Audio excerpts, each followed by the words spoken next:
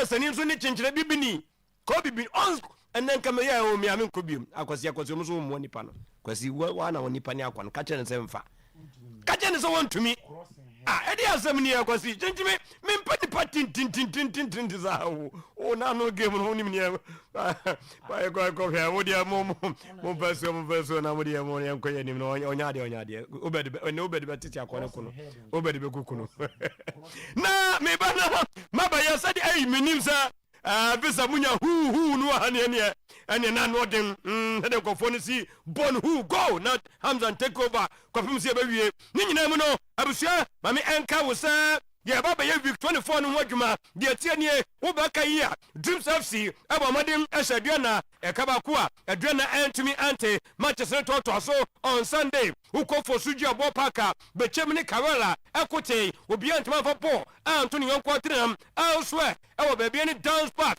de tie ne sa Uhemwa Ghosta Shemienu House of Folk ati kanu bako utwam atwasuko brekum Chelsea ni Young Apostles aye one goal apiece obi ahye bako Hoho United etna Hoho Stadium ehye Samates ekabako a Samates entumi ante uram ewo AAK the second sports stadium wa Basake Holy Stars ehye bako Pando out of Lions entumi ante Dreams FC yes medikai akanwasam ede atrawo ena mediama to a Sodo Oblast our Swadro no the tennis will be and man for Paul Anthony Yonquatinam who shall week 24 no goes no form 9 goals and a 8 record here draw near Makumako and 9 yanya away win beer a woman now what tree Momotina fair winning yano yanya Makumako and noon and a woman way any kakra a free week 24 no epa and a pay Yadimun 7 Ediama war yamrai now for Yamara table no said the tia kotoko fan bono now ghost as Moko manim the tennis media matankai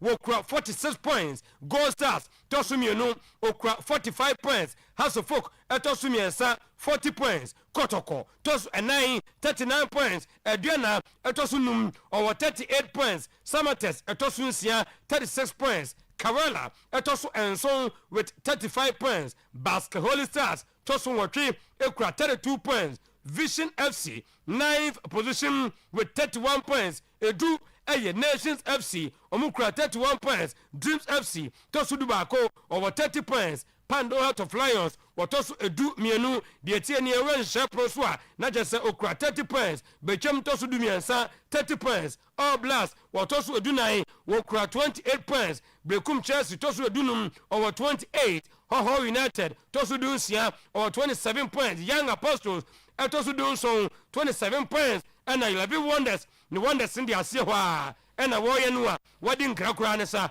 watosu edu nwotwe etwato with 9 points way and kakra a free league nimu epa yahwa na watwe players a kire sampa MVP no mbefa sanse among players a jina park nso nyina no no monde mo ekonkan uram ebra 11 Wonders Nations Asia ya Hamza Musa Sina kan de my 11 Wonders MVP no one the fire Muhammad Kamara enyanwanwa coach moya beden ni goalkeeper utifie na pressure pa and ya bomba de go so Kamara NFA MVP no ebra Vision to akotoko ewo baba yara Zayat Abubakar Sodo Oblast player no oni media mesha no ofa MVP Alex Boche the Tennessee Duane player no eto asoko fa ebra mu ko away eno Dreams ekofa ye Francis Asante Sinaka de Basque Holy Stars omushia Lions no we nya MVP no Daniel Emisa Sinaka de Hoho United ebra mushia Samates no the Tennessee we nsha pro so no enya MVP no Benjamin Abedu Brekum Chelsea player no efa MVP ebra mushia Young Apostles Emmanuel Kobi Ghosta player no ono so goalkeeper no etimi enyaya ono so bro money House of Folk etimi share na just a house emfa so mlusu ye no masa pressure ko goalkeeper no so ye papa Samuel Okai bechem player no efa MVP no ebra mbo modem ehia Karela United we enenia etie menka o Samuel Atakumi obogo no ba ko kan ho goal tally no oko 11 goals Augustine Oka yes Messi de call him e bechem ono so 9 goals Richmond Opoku Young Apostles akra no 9 goals Emmanuel Ano e 8 Francis Chenebua ono so 8 we enenia free ho etimi eba yenkwai na fe yenkotie Masud Didi Dramani and was say yes we are very much aware say who said yes kwa na Go Stars omo ebe possess ye pa. We were very much aware of everything that happened. We knew we were very strong with the white, especially solo we dey basi amon se obi aso ya no pa mamon se obi aso ya amfa na amfa na yanko coach e fa ne Safis wono ana dey to be say na a tag game especially over first half no How they checked the play, how they went into the game, how they yes sana ni nyina tie ntem zefo who blame obi anya ye ebi amohyehyɛ ye no sana be ye yemfa no nto na afei yenkoye oblast je no adwuma mni mediama etumi ehya ye no Ibrahim Tanko Anyas and was say they did very well na a difficult game. We did very well, and it was really a difficult game, and are we playing against team that is struggling for relegation is always second match. Second match. Okay, we be very fine. Sir, it was another weekend. Yes, weekend. David Raya just now. Are you sure? Yes. Say David Raya just. No, I think that David Raya now game now more draw. Oh, a bono. Oh, boy, So between us and Chelsea, who had chances? In the second half. David, but your born your money second half. Boy, a bono first and second half. So let's look at the statistics of the game. What can I just will be now can go for a barbecue can be you know, let's first check this. Arsenal versus Chelsea. Yes. The statistics of the game. And I didn't even start in Gaza. Oh, it's a game. Expected goals 1.13 for Arsenal's. 1.05 for Chelsea. Shots on target 5 for Arsenal, 3 for Chelsea. But just all follow. On target too. Shots off target. Yes. The Liverpool one for Sunusun. Arsenal 3, Chelsea 5. Liverpool. Block shot 4-1. Possession overall 41% Arsenal, 59% Chelsea. Nkoda ofa oni bronya. Mumpazi. The crucial saves are goalkeeper ni okay. Starts in the one say crucial save. Starts in the shot on target man who crucial save. Offside, that's 9 offside throughout the game. Fouls home to try 14. Throw in 8-9. Yellow cards Chelsea 3, Arsenal 1. Red card, Arsenal 0, Chelsea 1. Yeah, pay the no ball empata. Crosses. The goalkeeper saves. Arsenal 4, Chelsea 3. Chelsea keeper near the keeper. Said na chem say. And no Jemuno. Osebu 4, Osebu 3. Said the about I'm kase moment bia. Ateta kwa say so Iran's 2028 World Cup participation is in doubt following US and Israeli strikes. But I also follow international politics. Me follow the international politics. Me follow US and Israeli military strikes on Iran. Wait, my boy, Mukakra. Me are my football. I can say. Iran for football.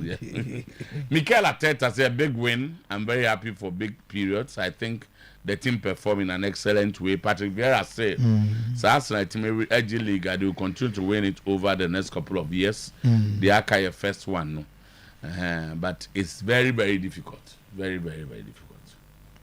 More than papa. Easy cry. Timakandi wetia. Liam Rosinia. Rosinia. Now Rosinia. I say Chelsea display record and the manner of the goals they have conceded of late are not acceptable. Yes. I mean, yes, also on in radio. No. Say, and what they make on. And what they make corner. Corner no offer to consider goals, no, you know, especially the first goal na ball player no they could have done. Goalkeeper no jina hin. Be no jina no near. Yes, no one you. Na any head this pom. Any of the kasa. I don't know go. Okay, so Igor Tudor insists he wants to see more of everything from the Spurs side after they were beaten by Fulham. Spurs, so you win you. Yes, 2-1. Krama ba any krama grown you. 2-1. Kakra. You be partner to move. The Express you win you. And the wedding. And now I'm going to take his survey. Be na some money, papa. Arsenal supporters be almost say. So Arsenal any league na Tottenham we almost pay. Na na mo dey say na mo kan. So Tottenham we na Arsenal any league almost pay. So mo dey. No, but you don't do that. Hey. So we don't pay no. Michael Carrick, man of the moment, is really excited by what more is to come from Sesko after the striker scored another winner for Manchester United. Is a Man U and Man U supporter be din come on say on bet Magic League and what you know. Hey, how many points now? Come on, 10 matches. I got 40 points. No, I could draw. Huh? Manchester never cancel. I could draw. Oh, say I got 30 points. To Major League, no. Like almost did 30, you know. Did 30 now. I be mistake. Go come the end. The magic. No, destiny shows. Hey. Okay, Jose Mourinho said Gianluca Prestiani will have no future at Benfica if he's found guilty of racial abusing Vinicius Jr. Said Fabregas, sometime when I look back on my career, I wish I had joined Chelsea earlier. What's he saying? No, I can't. I didn't know. I a career no more. I didn't know that. He officially wasn't called joining Chelsea earlier. Okay, oh, boss. So, you know, I don't know, stretch down. On parenthesis. Vincent Company. Is when a leche be ushered into a cancer. Vincent Company sides Pep Guardiola's massive influence on coaching philosophy. Now, okay, oh dear, all right, then back home, Ghana Premier League race titans as Gold Stars closing. Wow, table in your baba. There's a table. It's tight, seriously. And I 40, table, no? It's a 46, 45, Now, Kotoko 40, 39. Kotoko 39 points. Chania, an answer count. Oh, Mediama, 46. Yes. And I go stars of 45. 45. And I Kotoko 39. 39. 7 points. Has war. Aka saying. Some about 30. 30. Oh, send them more matches to go. More matches to go. More matches to More go. matches to go. More matches to go. Maybe Aka, I'm about 30. 30, there be 30. More than 30. Is it 34 matches? I'm about there be 36. 36 There be matches. 34. Say 18. 34 matches. And I got 10. 10. So more games to go. Oh, More games to go. So I boss 46, 45. Nyako coach na Asante Kotoko 0, Kotoko coach in every. Vision 0, Swedro 0, Mediama 0, Dreams FC 1, Adriana 0, Baseke 1, Heart of Lions 0, Hohoi 1-0, Samates, Brekum Chelsea 1-0, Young Apostles, Gold Stars 2-1, Hearts of Folk. Home team bia winning apart from 3. Bechem 0, Karela 0, Swedro All Blacks, and Mediama 0-0, Kotoko Vision. Apart from Obiache, 39 points. And that's the league table. So 46 to 39. Has a work of 40. Yes. And Gold Stars of 45. It's getting interesting. At 12-11 won, there's 9 points. Young Apostles 27, Hohoi 27, Brekum 28, Swedru 28, Bechem 30, Heart of Plenty free. All right, so in other news, back home, I think it's all about league matches. Yes. Okay, so Masao Didi Dramani, Kasa, Prince Ya Owusu, Shakespeare, also Kasa, lawyer Safu Duku say the newly considered board as official assume control of the club's affairs. Okay, that is it. Right. Sana story in it here. Mewa. Yes. Sana story in it here. Yes. 950. Lawyer. Enti Madrid boy on. Debbie. That's a Chelsea. Say, Team. ma omun team. Yerenia still 1 point. And I tell you nebo. And I tell you nebo. Yerenia 1 point. Na dantem. Na afiwe no. Afiwe no. Boss afiwe no. Afiwe ndio ho ne say we Madrid ni expectations no. Ya di kan lo. Amen college match afiwe. Yes, I will be so Arsenal near no expectation. Oh, more than expectations. So. Every team na nye the expectation from Vinicius. Oh, enye. Mbappe. Remontada. Enye nkakra. Hey. Madrid nye. Next season mo hwe. Hey, next season be mu. Last year Champions League won amuje 5 for 19 next season. Since next season. Okay, the Amen College of Health Sciences go so from am for say Momra. Referee bi ya de be me ba be kan wan so much. Oh, Division 2. Division 2 league, no. Me ba be. As good for so share 4. Yes, I think they are fine. They are fine. Massa, uncle, and I'm so on board. Almost share. I'm good coach so ho. Many brabre no. Go there 2026 year of admission because I'm going to be a man, you know. Map on. I resign money baby.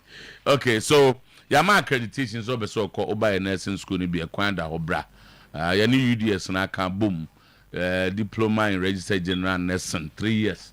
And your certificate in complementary healthcare assistance and so half scholarship here the Mount Bray schools near man year and your hostel facilities are buying for any Pausian Arabic no now says you are French account. Your number is 020-820-9699 020-820-9699 Thanos Kumasine wo Baba man who weekend never be break also.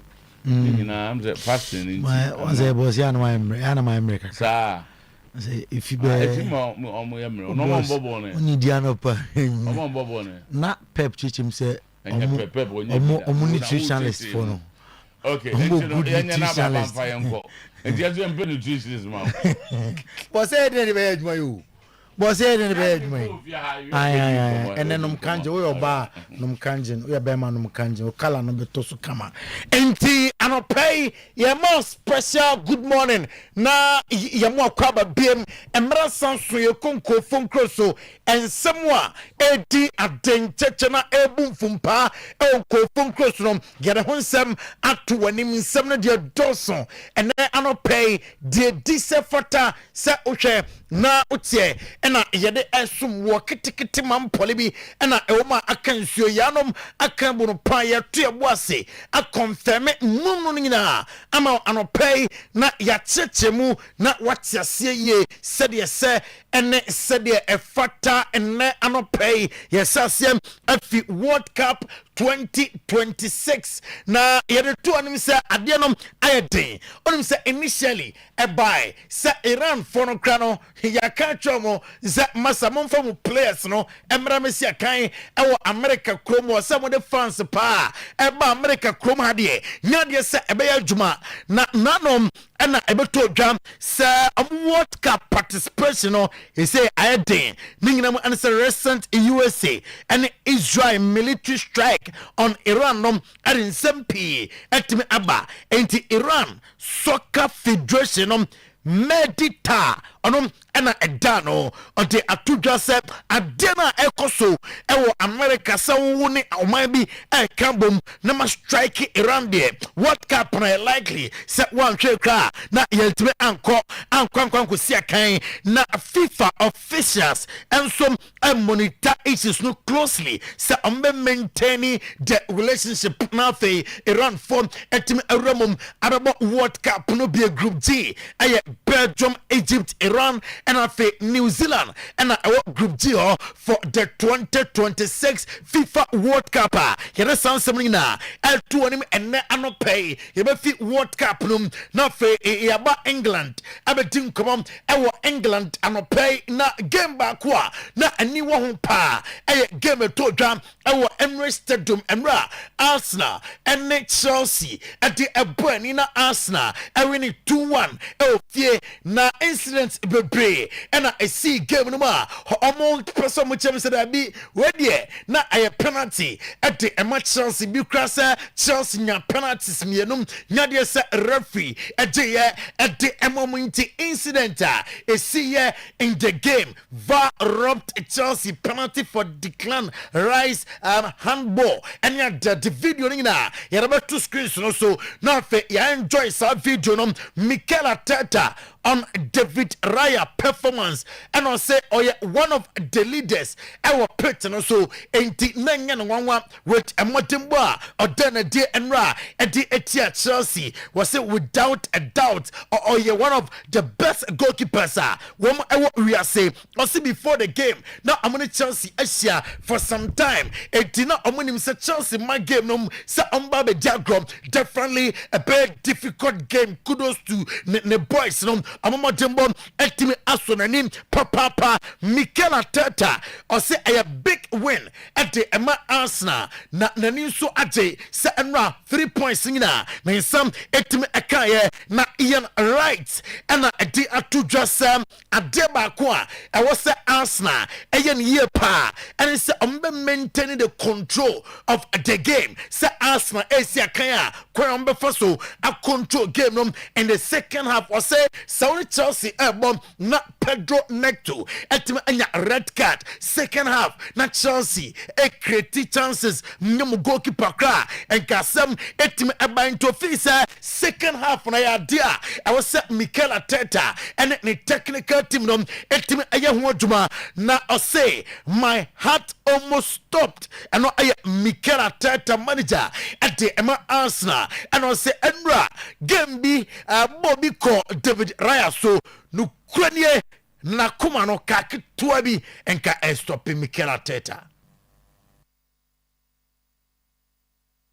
Because of the quality of the opposition, because the individual quality that they have, and because we played them 4 times already, so we know how good and difficult they are to play against. After we started the game so well, the first half we were very, very dominant. I think the margin, the scoreline should have been bigger, but we were 1-1. Game on, I reminded them that we were in the exactly same position against the Spurs 7 days ago in that dressing room, and look what happened in the second half, so we're going to do it again. But probably we're going to have to go through difficult patches to earn the right to win the game. And we certainly done that. We took the moment to score the second goal, and after the red card, we all expected a very different outcome in the last few minutes, but we didn't manage to control and dominate that scenario as good as we wanted. And on top of that, Chelsea did some very, very good things in that period, and we needed David to win us again.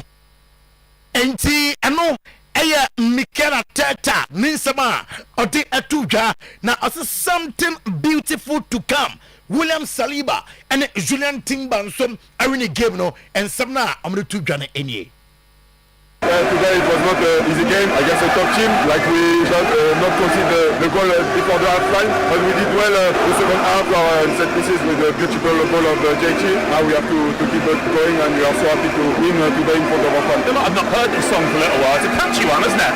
Yeah, it's really good, especially after a good win like this. So yeah, you're in. It's the important thing. You get over the line in games like that. I think that's the most important thing. But at the same time, I think we deserve to win this game. First half, we don't get much away, and we go to the dressing room with 1-1, which is a bit of a shame. I think we finish it up. I think it's in our advantage. We came out well, and I think overall we played a good game, and we can be proud of ourselves. We take 3 points, and then important game on Wednesday.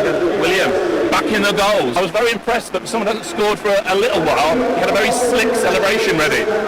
Yeah, it's been a while I haven't scored, so yeah, today it was a bit strange that I scored because since 1 year I didn't score. So yeah, I'm so happy, and yeah, I hope I will keep going like this.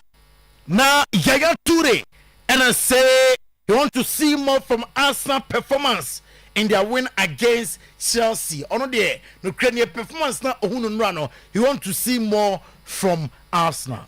First half was okay. It was quite okay. We played games, but I feel a bit disappointed in the end, because we want to see flourish games, right? 3 games, passing, attacking, scoring chances. But at the end of the day, we see 3 goals by set pieces for a derby this strength. But does it matter if you're Arsenal and you're just trying to win your first title for 22 years? Yeah, I think so, to be honest. I don't know, but yeah, I think so. Because winning today was obviously really, really important for Arsenal. But as a fan, I should, ɔwini Premier League no mako miɛnsa with Manchester City ɛnom ɛyɛ Yaya Toure ne nsɛm ɛno no na Patrick Vieira ɛna sɛ Arsenal ɛde afi English Premier League na ɛnso wa ɛbɛtoa so a ɔmbɛgyegye paa. That will be the momentum and the belief that players need to go there and win it like 2-3 times. You know, in our time, it was really difficult to win 2 titles in a row. We won it once, we didn't. We won it the next year because we were competing against United. And I think in the last couple of years, it was really difficult for Arsenal because there was a Liverpool, there was a Chelsea and a Manchester City. So there was more competition maybe than a couple of years ago. But if they win it this year, that can be Arsenal winning the title for the next couple of years. Ano aye ensema owuranom ade atutwa that is a Patrick Vieira na Reece James sa fepa ena samwa Amad Diallo kan no wajedi se Arsenal only hope anenra ewo game num aye corner kick so menya corner na amade ball ultimate ato atena Liam Rosina on Chelsea red card no and on say no Ukraine officer Chelsea indiscipline act in some games no officer our some omutime exercise record afi about red card no enye good news on it ni team no ebetim aye ho adwuma owie and ochem say team ne de am performance na enye bad incident bi see wo game no officer no senka referee no etim pay more attention to senka ni na ya adwuma enka bia scoreline no aye fufro na Liam Rosina after the game nisma arutu jam enye large spells we dominate the game and then it's the same story give 2 goals away from set plays and then we get a red card which makes it even more difficult to swallow because we are in real spells of control and dominance in games but it's not enough. We need to win these games. It's come into Arsenal, we expected and worked to win the game and we've let ourselves down with not managing moment. The biggest if we can improve these aspects there is still a lot of good but it's my job is to address the issue as quickly as I possibly can with my staff. We'll get and no, Liam Rosina now when Rooney said actually he's supporting Arsenal. Say I feel I'm about the English Premier League. I say I'm the best team our Premier League and believe they've got everything, the best striker, the best squad in the world, and they have the belief and the support. Say I feel I'm about to at the English Premier League and I feel Nema Koye at the Ama na still Orano say or support Manchester City for the English Premier League afi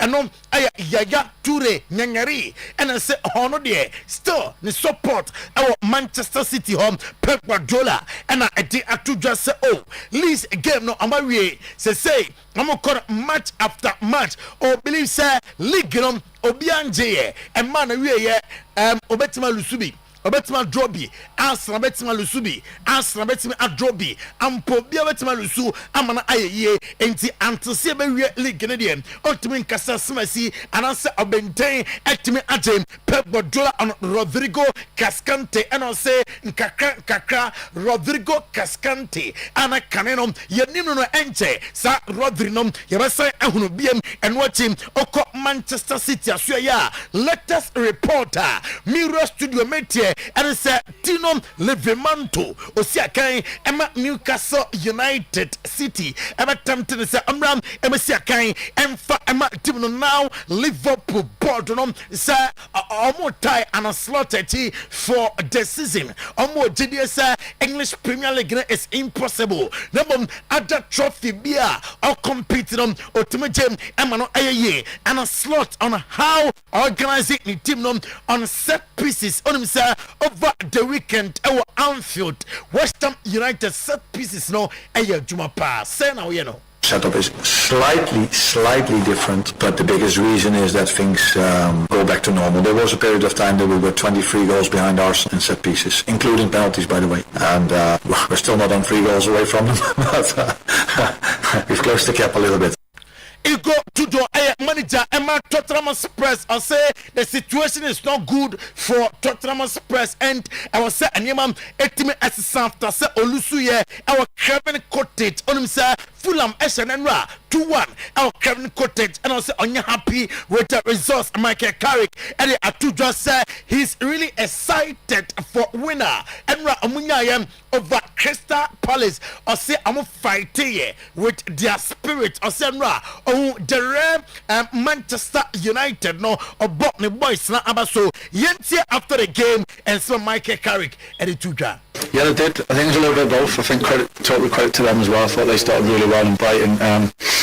We were a little bit off it, if we're honest, and we know that. You know, the boys have spoke about it, so we didn't start the game great, but it's probably the first time really where. Now, maybe England no. And Ramiko Emirates, as from France, let's say to Jom, as from Moke Kambi, at the extra Chelsea France, na Chelsea France say, hey, Master Champions League, I'm just saying, who the NCS are number.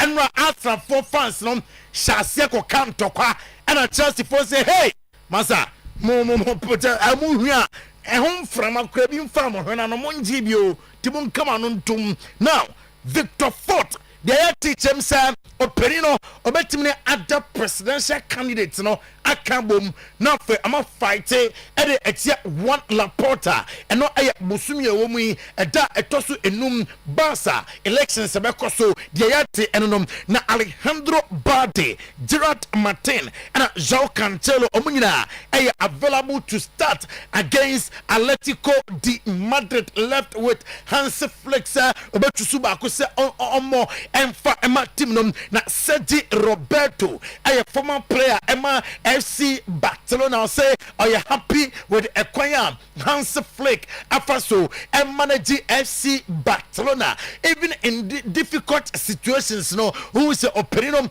a Juma club Risika Sam and maybe a club no was seeing na Nyamian Ukrainian or more Operino Abaso Lamine Yamal Masa against Villarreal on your hat trick. What a player now same or him say after say on first hat trick in his career no ebetimi atoa so na fetuto na etimi abam FIFA president Gianni Infantino pusi se Gianluca Cristiani masamo hwani nsem no ye na se buponwa o dia otewo na uja preach so we bema faransa katara no we bema for atade katwa no na kasa wo sa player no obenya so twen kese pa eno aye FIFA president pusha o de ebam ene anopay na training sections we say Madrid and Hetafe bomb and then 8 p.m. na Vinicius Junior Niri ni wa se oberi no contract at the Madrid no say ehumbia nim masa form na boy na fa no ene afi na kuma atoni ya nti obey stente at the Madrid bobo korum na against Hetafe manager Madrid Alvaro Arbeloa and in some way atudwa ahead of the game. They like to take the game to their own field, so we know how difficult tomorrow's game is going to be, so we're fully focused, really excited to play at home in front of our fans, and our goal is clear. We want those 3 points. Yeah, we're very clear about it. Like I said the other day, we know exactly what's going on, what he's been dealing with, and what we want right now. The priority is for him to fully recover from these discomforts so he can come back at 100% with full confidence and total security. Na bon me 70 for Endrika Deno Tusumame Enra Onya man of the match na the youngest foreign player in League One history akwano de Oyerepa nyasem ketwa ehu pa eno na yete se team cup minus no Liverpool prepare se abeton Juventus prepare UV prepare se beton cup minus Fabregas se ohwenati na ohwe ne career mu sometimes yana ehana kakra Ofi said no say enka odikan joining Chelsea winning a trophy there was almost guaranteed. That's why I joined them. And I assess Fabregas Gentia or joining Chelsea. And it's a Samreno. Now Oko Chelsea I guaranteed say Oko trophy. Now Luther Matthias say bomb ni team number so with a motimba over the weekend. I'm done a day. Emra woman Dortmund a boy and pay. You don't go phone close on some AC live on Oyerepa 100.7 FM live on Oyerepa TV. Boss player Sometymer Otuo-Acheampong in the team num Twaso and pay. Now before that a Kangen energetic drinking water and 18.7 benefits of alkaline water with no subete cholesterol no subete body detox hydration healthy skin good digestion muscles and joints stronger binder and afi energy no ebeba eno 7 benefits of alkaline water no ye kangen ombeto nchene dodo na edi amount ntomo ha meko na iromadu company good morning sir say bibia fine ha nchano pay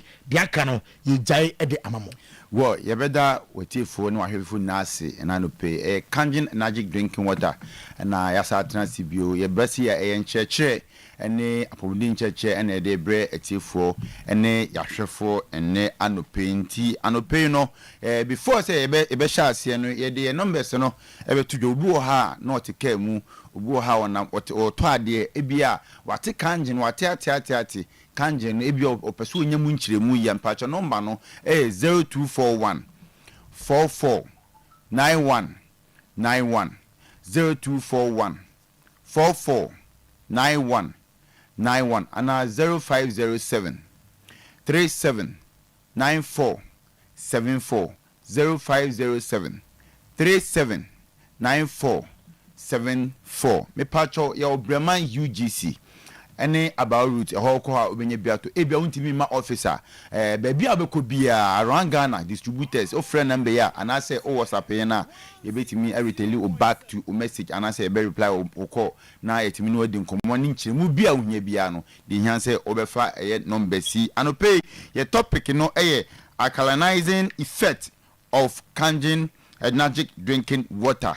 The alkalizing effect of kangen energetic drinking water. And now pay now ebedi can ashare alkalization no cry ade was say brofno say it's a process of reducing acidity in a solution, raising its pH to make it more basic or alkaline. Ni teti and say free acidity na obody no I am much acidity na free ama obody no abe alkaline enti ni nan say mpacho say pH scale ni ha obetimi e de atoso amame pH scale no ha obetimi atoso in say pH scale nipa or discover sa pH scale no your friend no Soren Peter Lorry Sorensen me pacho ono ene discover sa pH scale no na sa pH scale can one say un say a range from 0 to 14 now from 0 to 6 acidic. They maybe show the reason why Emma make PSK no. From 0 to 6 acidic make me sickness. And 7 and so neutral. Neutral so say neutral wa onyare wo so a unya apodin bia. And the free 7.1 upwards.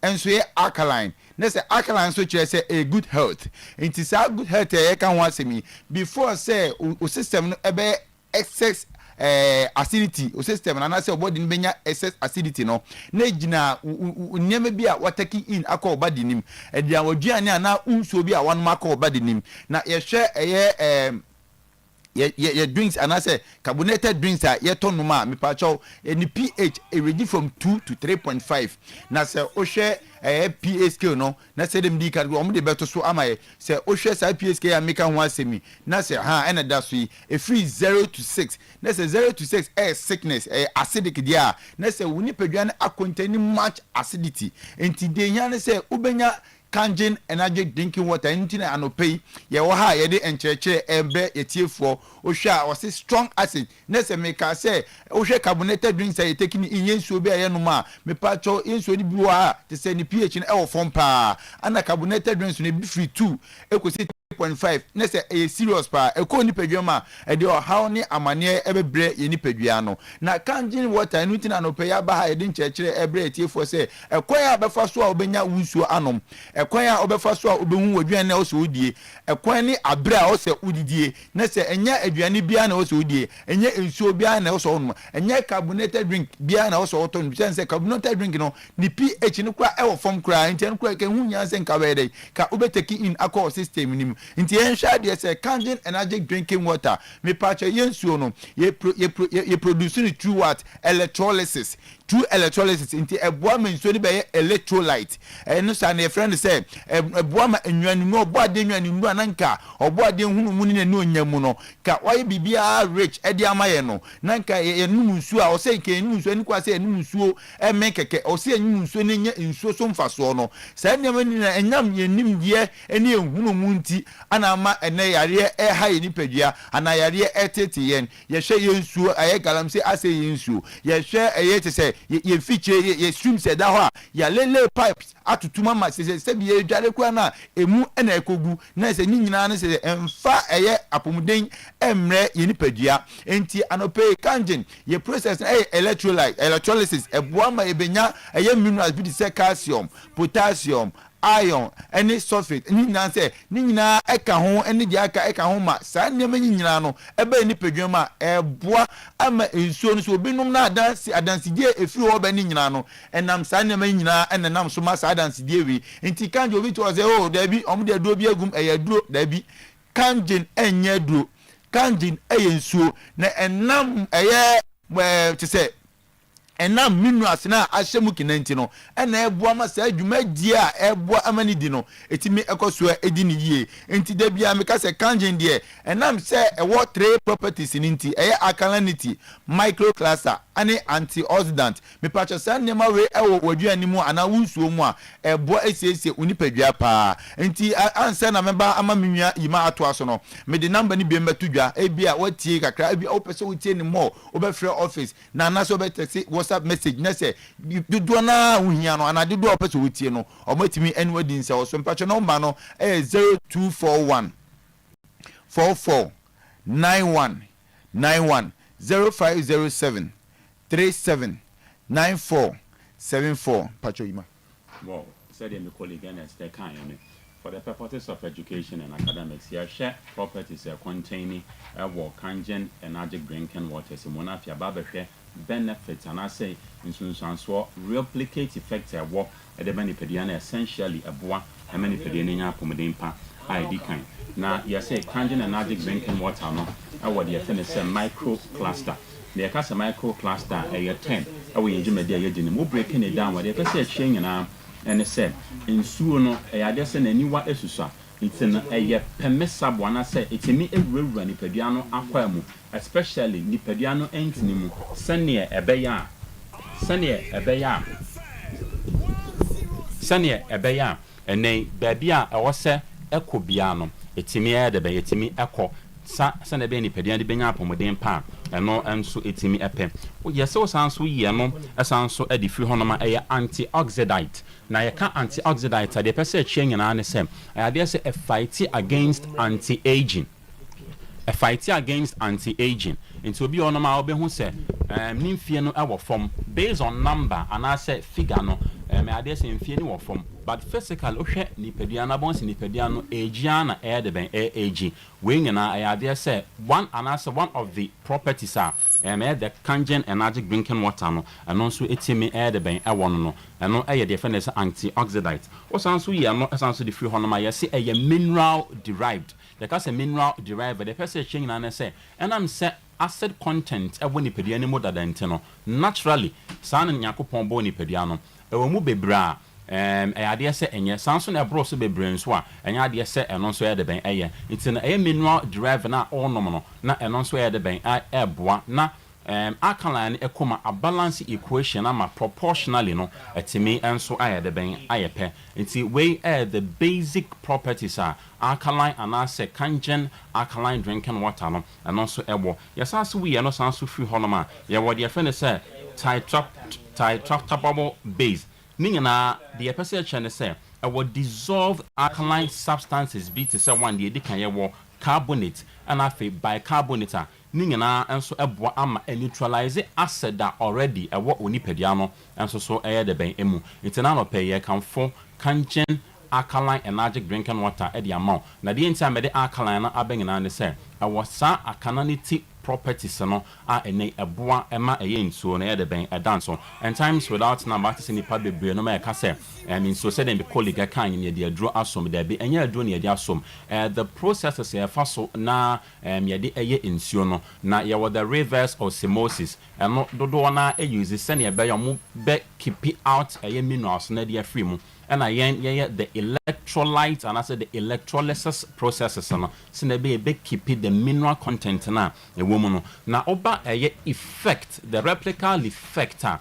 ɛyɛ kangen energic drinking water na ɛde ma nipadua no wabra saa properties na ɛkɔ nipadua nim a reactions are positively ɛde ma nipa no yɛsɛ one deɛ ɛdi kan fight against anti-aging nti obi ɔno ma sɛ dɛ mekan earlier no ɔhwɛ n'anim abɔ nsɛ ne mfie ni so but then wrinkles ɛwɔ wɔ n'anim ne nyinaa ɛyɛ adeɛ sɛ fight ɛde tia yɛsan sɛ ɛyɛ deɛ fɛ ne sɛ blood ɛyɛ deɛ fɛ ne sɛ blood viscosity yɛka sɛ blood viscosity a obi ɔno ma bɔ nsɛ after a strenuous exercise and also after excessive exercise wobɛhu sɛ stress ɛba nipadua anim a wobɛhu sɛ ne nipadua no inside no mo sɛ ne blood no ahyɛ asɛ sɛ ɛkɔlɔte anaasɛ flow na ɛwɔ sɛ ɛtumi flow ne ntumi mflow ɛnam sɛ ayɛ very thicker nti yɛsɛ ɔnom kangen energic drinking water no ɛyɛ adeɛ sɛ blood viscosity umogya no a ayɛ very thicker no ɛtumi ɛboa na ama no ɛflow yie nso ɛde ama wo woyɛ no firi hɔ nom a yɛsɛ cardiovascular diseases ɛyɛ adeɛ sɛ yare ɛyɛ related to the heart entirely ɛyɛ adeɛ sɛ kangen energic drinking water ne timi boa na saa haw no ebetimi atu ase akwan hwonko so e de afi nipadua ne mo sanso na afi eboa for excessive hydration because nipadua ne ya adwuma na sa ebra ho behia so benya nsuo because nipadua ne bra o tissues ne ya worn out or cells ne eyemre so for better hydration no adura wase anase nsuo I was one ye kangen energic drinking water sanso na afi say on your respiratory system maybe to say or lungs or liver and also so idea say onom kangic energic drinking water no one of the real effector properties na nsuo no ɛwɔ no ɛde mani peduan fa so de no ɛyɛ sɛ ebi ɛsan so ɛno no nti no yɛsɔre so na yɛ numbers no ɛni obetimi afrɛ na ne na bɔnkɔmɔ ɛyɛ WhatsApp number sanso ɛna afɛ activated on your screens nti bɔn si etwa go ɛwɔ screens na so bɛfrɛ on 0241 44 9191 0241 44 9191 and I face 050 73 79 474 050 73 79 474 yen location our Bremen UGC and I say Abawa Ruth nationwide with me after an hour and so abo and como and it's right into the kangen energic drinking water omu ase say omuso ene ache apomuden eho ensem ye twa ye ho ye ba dwumadi no ebeto aso bedwafo nyina ye ready Mr. Otuo-Acheampong bema boada be come on afi ye the today sports ato aso ede amamu president chako president eba toothpaste fabi etwiusen eboa esen ne papapa ema nunya ahoden eboa esen no ema etumi eye fita eboa ema enum enka efri ho ba no ede ehwam na afi aboa na abo gams no eho ban na gams no enya ahoden eya na wa hye ne nso se gams ne no ene support esen nti se gams no ahoden kofom a eya na mpempi affect esen ni dwumadi a ewo se de obi ho a ontimi mfa ne se enwesade boade mu ana ne ya nya ne se ne gams no ayemre president chako president ba toothpaste eno na eboa na strengthen gams no na afi esen no enya ahoden mapa ba Canada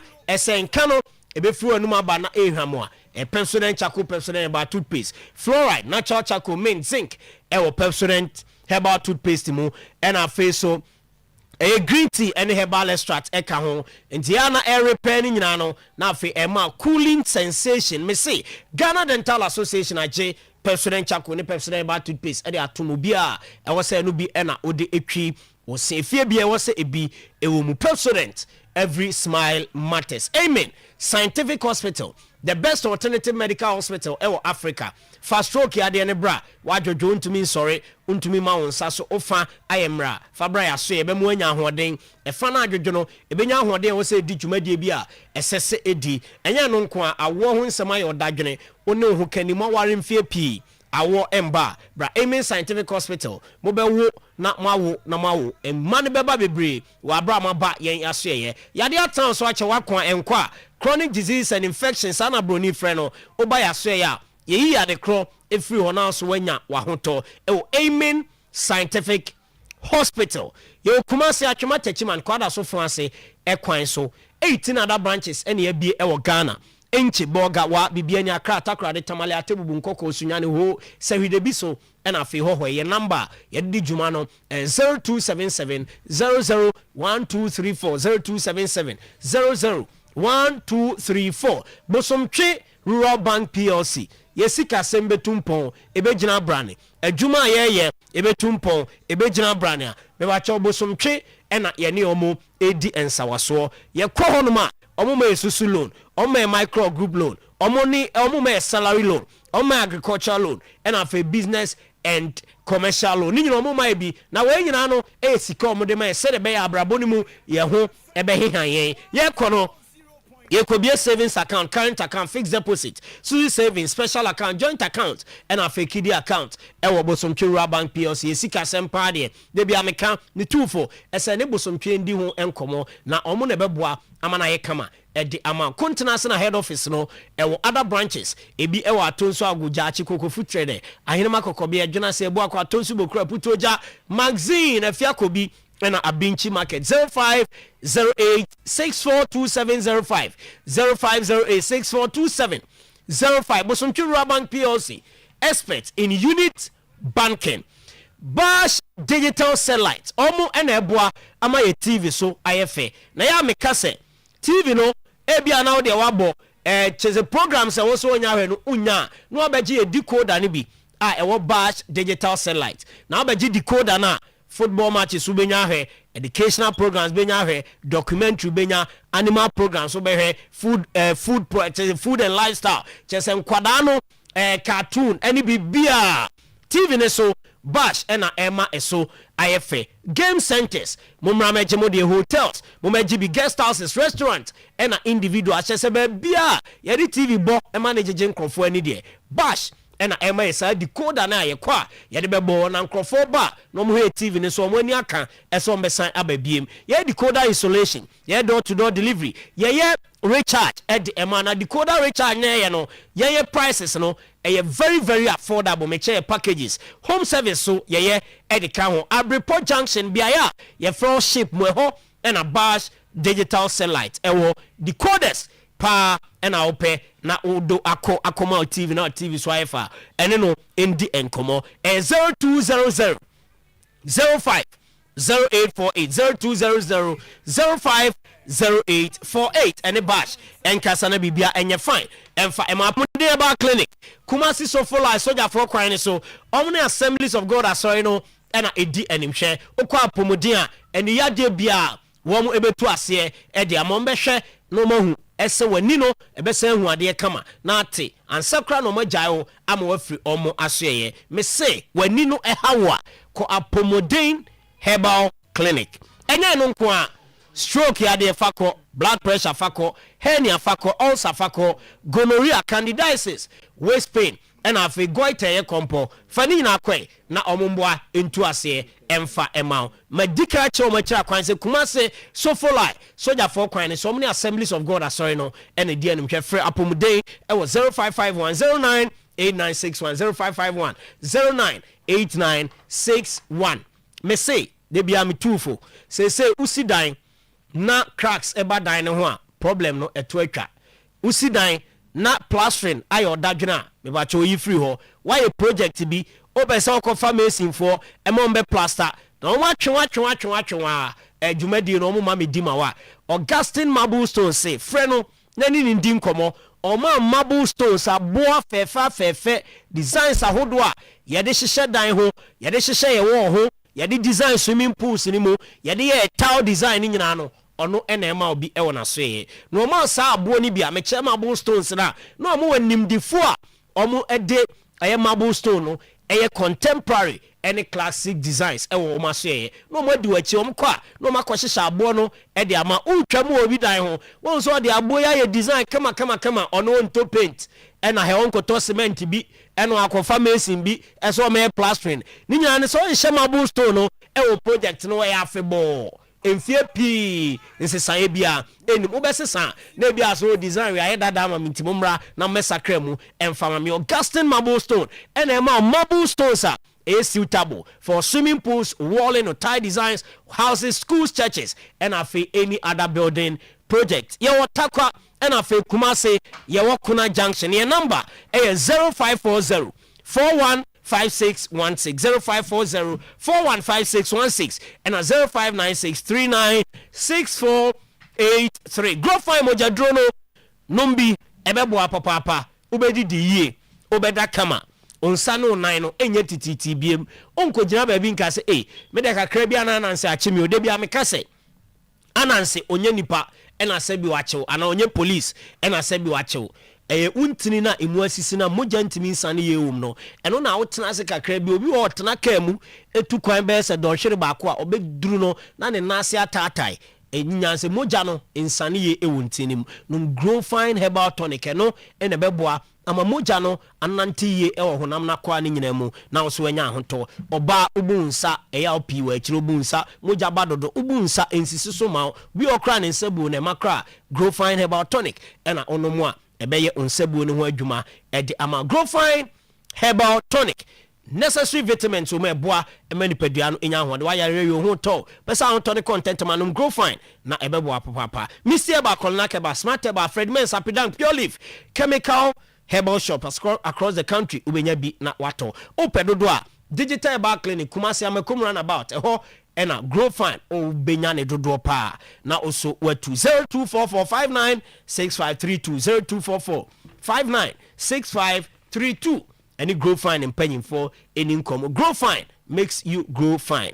me ba cho survey na da ho bosumi nim no ono ho kani anda kra no eyemre makomako aduonu ba ko 21 times na obi ho say ono ne yera tenache one ni kunu tenache eze o madane anuafo eze o mebra we si Mrs. Tampacho aware mu enye nuasem aware mu is serious business serious reggae business ni nya ne say the moment abe tagging is a minuano na untimi ene no endin hyemu biem ewo mpem tia wo tie steady pa mema ntitu se oyere bibi ketoa bi na ne boafo a eyempemu agudie no ena problem ho ema no once pe omo mpemu a bibi ketoa bi na ne boafo wo hwe TV kra na ma volume ne kosoro kakra na ne boafo sa de na wabie volume ne hu sa entino ene no enhyehyia na untimi ni enhyehyia ntentem so a wo si atenka na tiko ni libido a eno enti na edek SMBTS aba edi amamu edek SMBTS no onomu a epeja watenka mema ni titru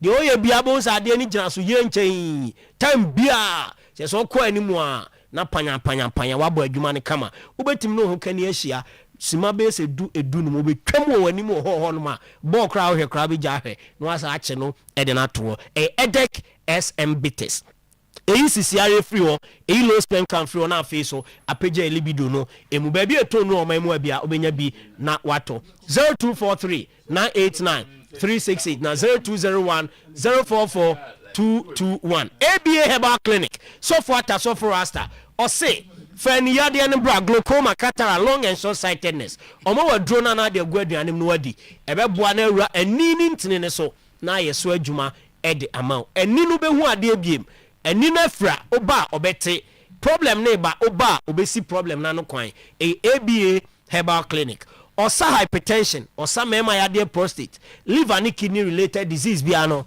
oyi edi free or menstrual disorder and also oye ho adwuma papa doma ayinkro efiada jom Ebenezer preschool I ben apia kubi coast obe hu omo ewo ho ena aba Kumasi a omo kwada so dwenase main market a kire onoma ABA Herbal Clinic omo butu ho a omo ja yarefo nyina eni yade eha omo na omo asa edi free omo so from when 0541 565 199 0541 565 199 ɛna 0502 812 161 ABA Herbal Clinic ɔmo numbers abɛfrɛ na ne ɔmo adi nkɔmmɔ ɛno no dwumadie no ɛtoa so ɛde ama Babo That morning.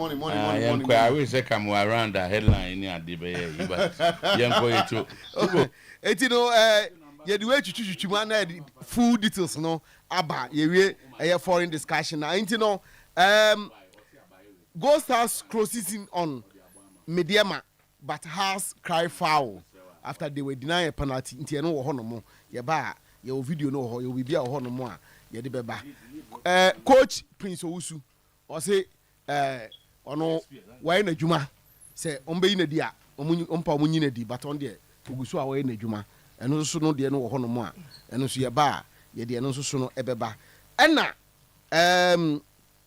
coach Didi Dramani o say we disappointed papa we disappointed e wo results na ekoba o ba bia ni no if say omo ye de omtimi bia say omtimi di nkunim but say modern bono ena entimi anso ani and lawyer Safuduku you said there watu ni chim okọ wadi na djuma ato ho no ma okọ nti wenu nyina no eye normal anopa yi ya boaboa no na ye de ni nyina ebeba nkakra na chese ye tena se a ye de ni nyina so agusu enti no wo ho no mo lawyer Safuduku on eye ni stay at Kotoko you said there o say edma no wo de ato ho wajan na djuma wajan na djuma no nti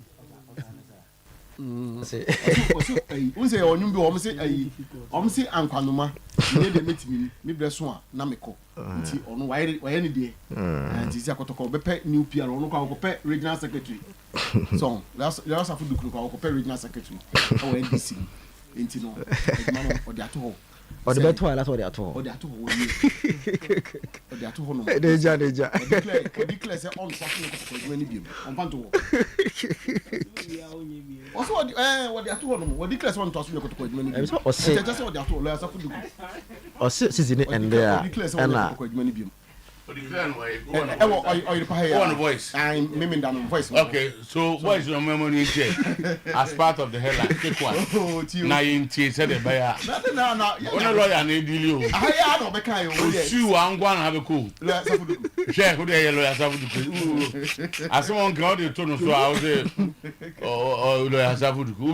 That was a kise da be ya ankwanwa me de metimi mi reso am kodo sa na lawyer Safuduku abeka wa. Baby, they work on men. I say oye de metimi reso na se sa de nipa bia sa na be say onya de wetin na be you cannot do better than your best. I say e be difficult to beto aso say given the circumstances intene no no on ka say on to aso we nyina nkyere say men to aso another go sa na me the difficulty may come from the circumstances the difficulty may come from any other source. Next season there you hu no Kotoko until next season they know John Banto no next season I enti you say they are in say the two say igusu ayu adenia because dia na manto zemia gusa dia because dia manto dia because igusu ame na mimi ngasema amesa but from now to the end of the season I'm fully committed to the cause of the club. I can say guarantee season even na ya mandate class technically I mean they say do but the choice is because we are to be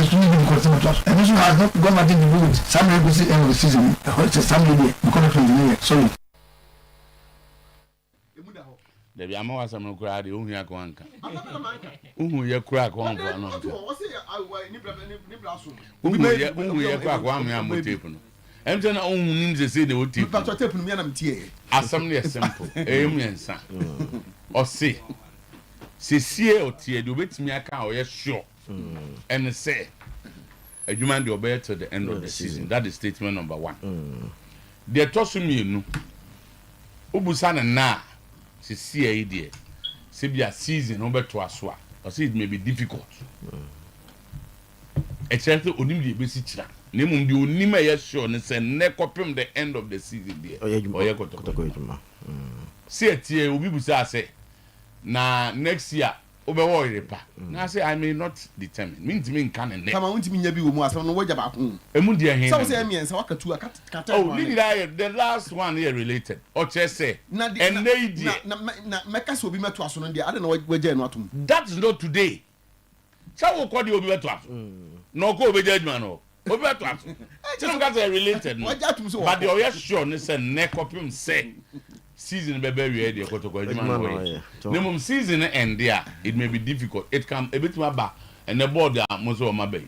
Board no kwabet maka say you know nya adwuma biom. And now board no ka say no be adwuma. No aka say this are my conditions. And no to say be difficult to determine. Tama or compare regional secretary or NDC. Now the regional secretary no compare unto me nya maybe onye kotoko adwuma kan. Lam just regional secretary we are nya adwuma biom. Papa regional minister. No nya secretary. No za nya doctor. Say why the law. Anti bia obeja lo aye kotoko. Nti ndie untimi nko. Ya ko foreign the bar. Ti wan yan ko mabi awan kasa. Coach so e was some the ma Shakespeare. O Tiabrovo. O anu ye di match din. Ade what is saying? O say musu won kwa. Na do bi so ngo. Oh say supporters no chanting kakra na on say chiri so access na ko. Na no mu chanting bi. Oh no mu de ko no so pa. No mu de ko no so. Ah do I. All right, Zach. So do na ya bisa. What man you for them so meet my Premier League no. Oh hopa o.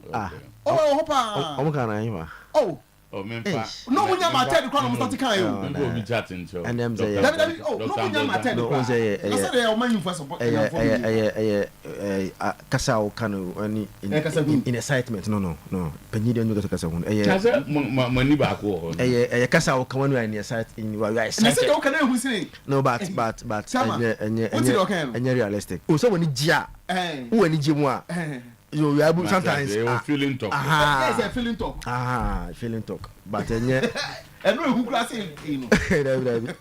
Yanko na come me refer back like okay dem in as myself. Oh, the realistic how can you that win the league? Ain't possible. Oh, and when possible say. No ain't possible. Yes, so points na akadia but o hwe say Arsenal City o lose how many matches? And so what ko league no. And I would say I don't know. Ko loyo road no dey aba. On the one yes was say Manchester United forward ever, backwards never. On only the enquire there. So the top 4 now come was bro. Top 4 now come was. Is it about top 3? O say me can want you say 3 already it is known already. The 3 teams from England for the Champions League it is known. Okay, Dr. Ambonsen no say operation okay, now or say next target is top 2. Now go top 2 here. I get top 1. By the way, we may even be targeting top 1. Hey, doctor. And yeah, can also we have 10, which is equal to 30 points. And I'm saying, you know, so we have matches against those chasing us. Liverpool, Chelsea, Villa. So it's in our hands. I'm saying, I go to one copa, the aqua hard, you know. Even the 10 hard, you know. I'm worried. Hey, my God, a bus also lack the flow. For no upset and I'm at the coronanka. Which my test. Yeah, and I go so then go to be moves. It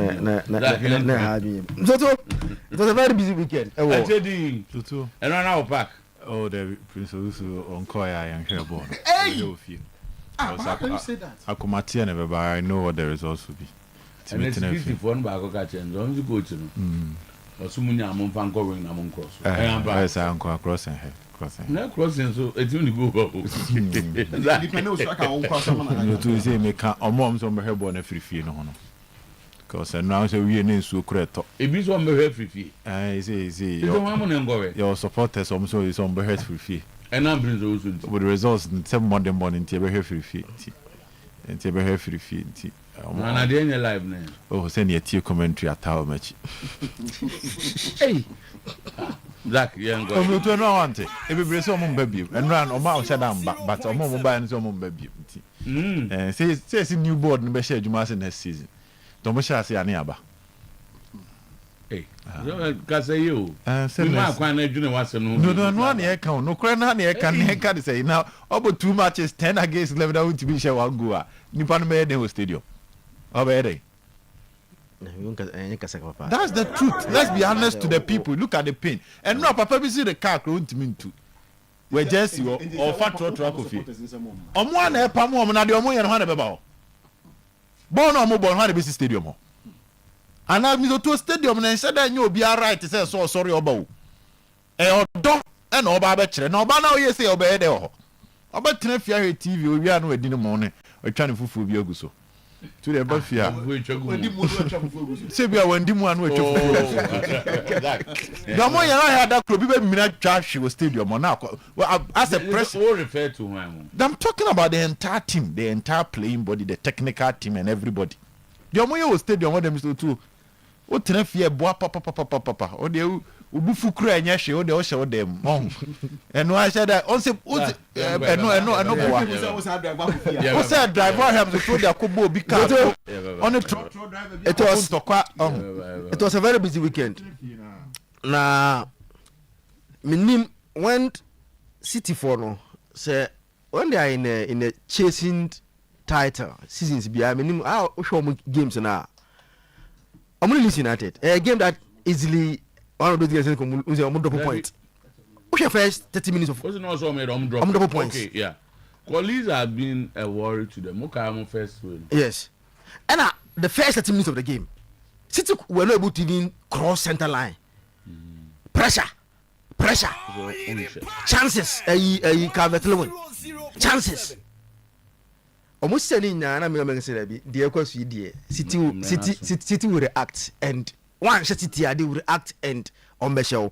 I've told you, sir, one of the games we Arsenal supporter we expect the City bedroom point elite. Yes. You guys have said yes. Until after almost say elite no. They say just Arsenal focus on there. Oh yeah, you there no so money there. Obi amon there no nko. Because kwanya City for far so man double points Ellen Road no na ebura agent access so but I'm so yentimi kasa without talking about Semenyo and McGill sa omo deal no signing no and the game changer for Man City without Semenyo and McGill but Arsenal league no wie because the points gap no Emma league no discussion obi an kan wasem no biom so McGill is highly underrated but and yeah, Obiason Fung so one underrated my game because he's a centre back for England. No, underrated by who? Who said before Ojon City no, even though no or status England, but still now no. Team Momoje. But the discussion no, say na yam fa no ko grade A centre backs. He was not in there. Yes, in that discussion grade A centre backs no. But boy na say and we are discussing grade A centre backs is among them. The calmness, ability to play from the back. The tackling, the reading of the game, everything about him is perfect. And you understand why Oyesata with the English national team and why he has what this some calmness be about City since you're joining here. And Semenyo add the goals. And to mention this game, I mean, I'm to share Semenyo. I'm saying, near Ghana for the channel. No. And I'm saying, Obasia, we are getting more from him. I'm saying, Semenyo is a winger. On yet. Unse onye that catch wingers ni bi say me kwa dribble me kwa star bi ni dia na say he is a winger but always for ball no to 8 box so he arrive at the right time but unse I say no I'm say we expect him to do more about national team now but if you are watching very carefully onye wingers now onye come adi mu no beje ball no twetwe no star bi dia na say he reads the game very well. And Obewa at the right time when the ball arrives, so what the ball out to net no more. Because go now or share and Ray and some goal he has scored for City. Only those goals City will not be scoring that goal because Doku will not be doing that running. Savino will not be doing that running. Other guys will not be doing that running. And City there, Magay and Semenyo signing, I had the game changer for them. Abuama Nyama Konka. Now Arsenal responded very well after City so actually least. Now, and I'm concerned that average and I'm right. Say he's getting worried about Arsenal recent second half performances and how the Omoma opponents come into game. I say they allowed opponents to come into game irrespective of the opponent. We say yes, Chelsea. You say more quality that at any point that they can make me up a game. but the worry is some teams that officer where the Kenya team I think Arsenal maybe Wolves. Then against Wolves when you are leading by 2-0. So he mentioned previous 4-5 games. Arsenal allow my opponent about to the game when they were comfortable. And yesterday was one of those games. Now you could see say, especially time Chelsea record when they need to just be passing the ball around and be taking them out of the game. But already whoever Arsenal, how they allow Chelsea back in the game, that's the pressure on Arsenal. Nyaminkwa with that David Raya save now. Yeah, a Boama game and the 2-1 in favor of Arsenal. But and we are still now corners means go means we didn't see a lot from both teams in terms of from open play, in terms of creating those chances. But now Chelsea almost I never quite a few set pieces from their corners now. Almost born almost here almost Arsenal then kakra. Almost about a year or so no be up more alternative. In terms of two teams are no you ban a dark horse in terms of corners are and no one that said goes me and send from the same antics from set pieces are at the share. But the talking point Declan Rice incident Monse go for discuss upon why that ball was given as a penalty to us offense Chelsea. I think it was a penalty incident. Why honestly they didn't VR intervene. Because on one training sana then san ko no penalty.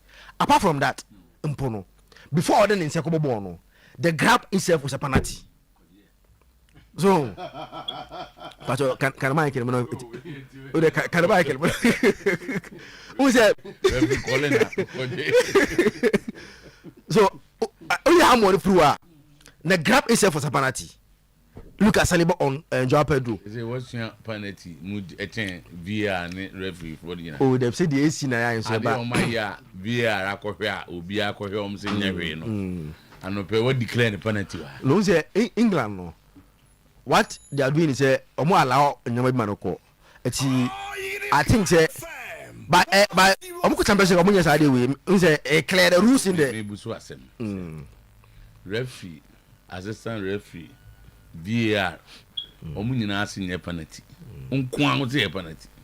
Oh say I right book as penalty. Shamanti. As on your referee.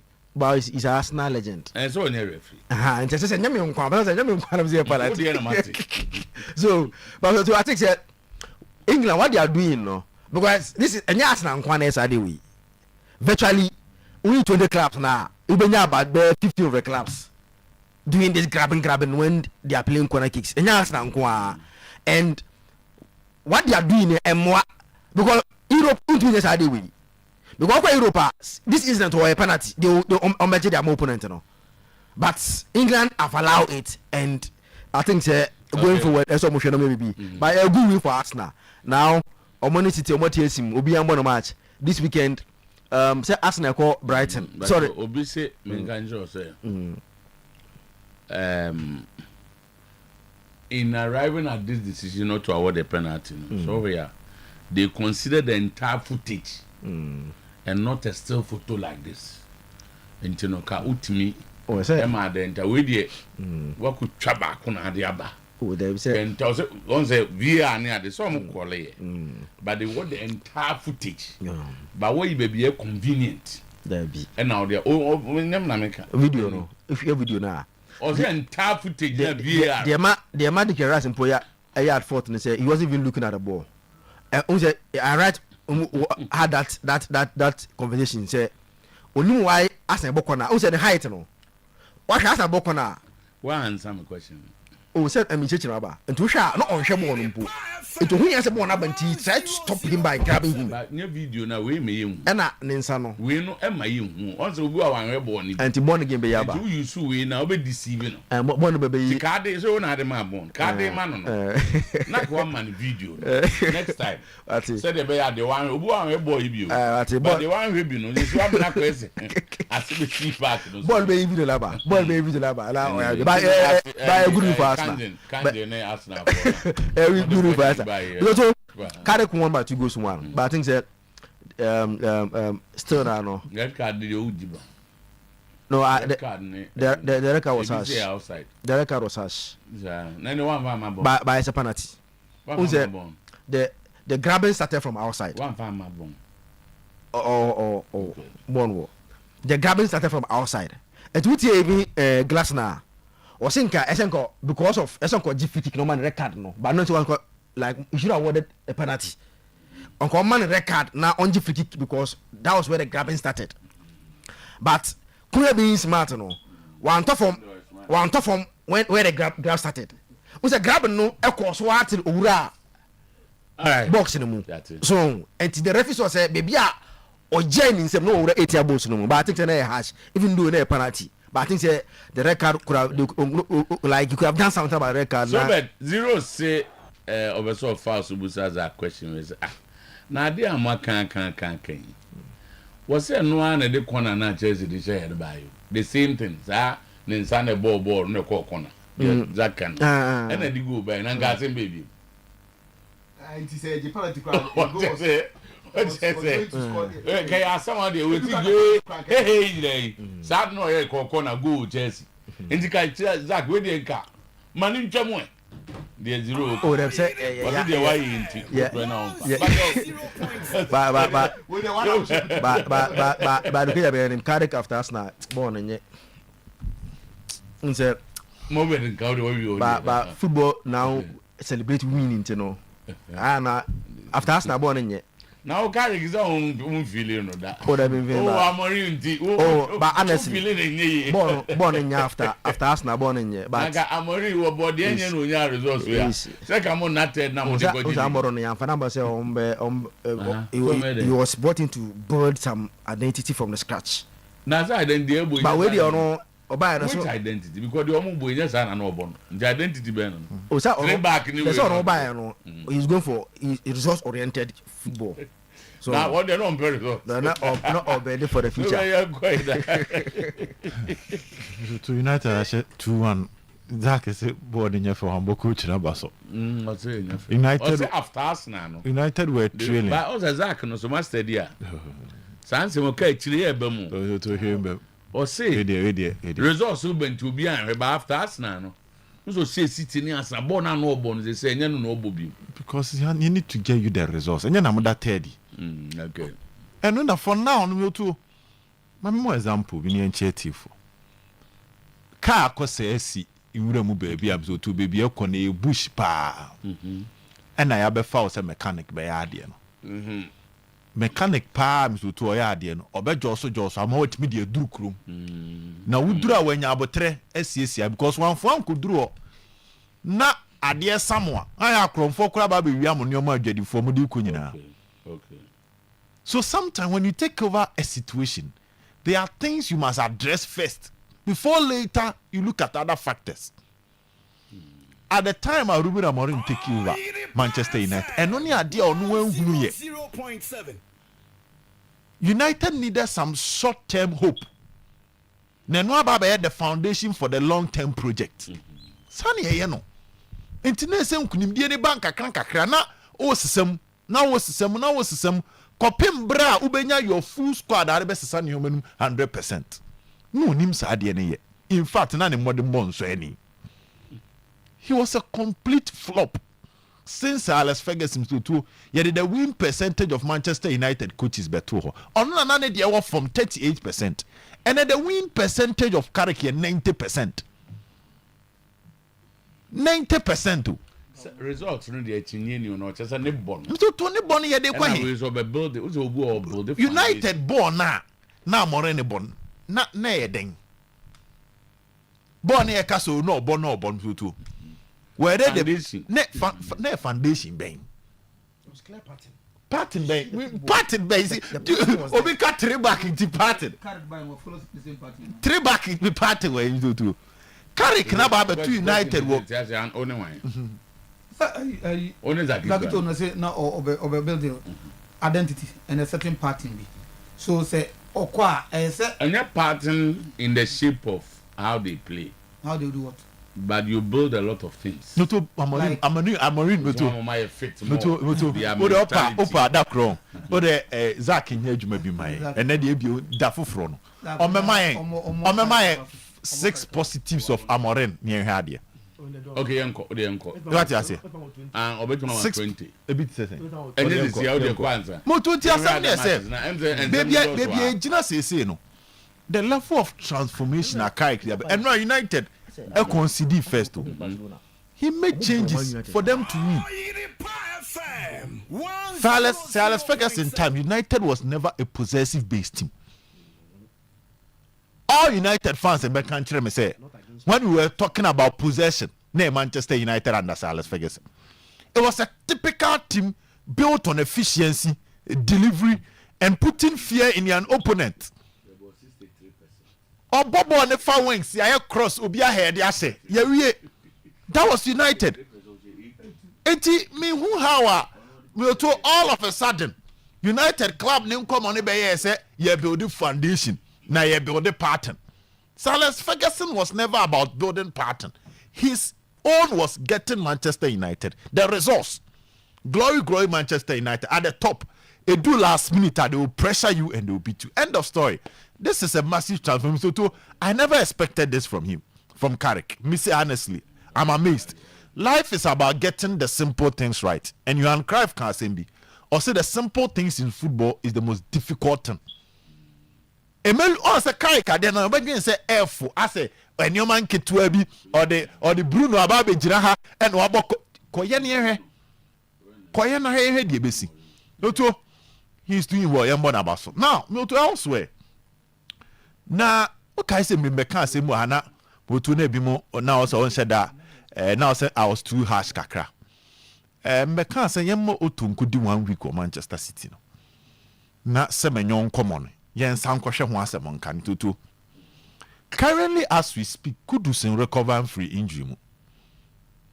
So, Ghana a team na ye building ye nim ho ne pa nipa ne form na e wo soro a se otimi de saade ne free club football e be shemo national team football ye wie ye semenyo. Guardiola's ability to identify that hidden talent in him. Ye nyina wo se semenyo a player or based on transition. Or ti ball no drive ball no a pass no a run no a kusia. I said the way they know you born. But to know his finishing ability she goes na semenyo she no. Now go see we. Now his attribute of hidden movement, moving on the blind side of defenders. He say no a different no. A typical Cristiano Ronaldo movement level na Semenyo Edru. Sa Ronaldo movement na obepopo na nampo na nibo hunu akashi amafo say tapping. And so you do fufuro ko jina na bo na betwem no. His how to read the position of players, his penalty box awareness. A man take a decision on where to stand and wait for the ball. Ronaldo mu die ni bi. So it looks like simple tapping be as a shot be no abashe.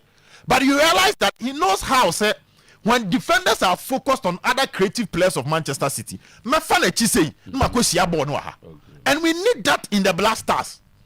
Yen Semenyo na Oba betia chichichi no na so other wings 1-on-1 as for yes step overs no I cross we need his presence because we too as we speak Ghana after Samuel Jan, if you are being honest with ourselves, a proper penalty box beast yenyebi.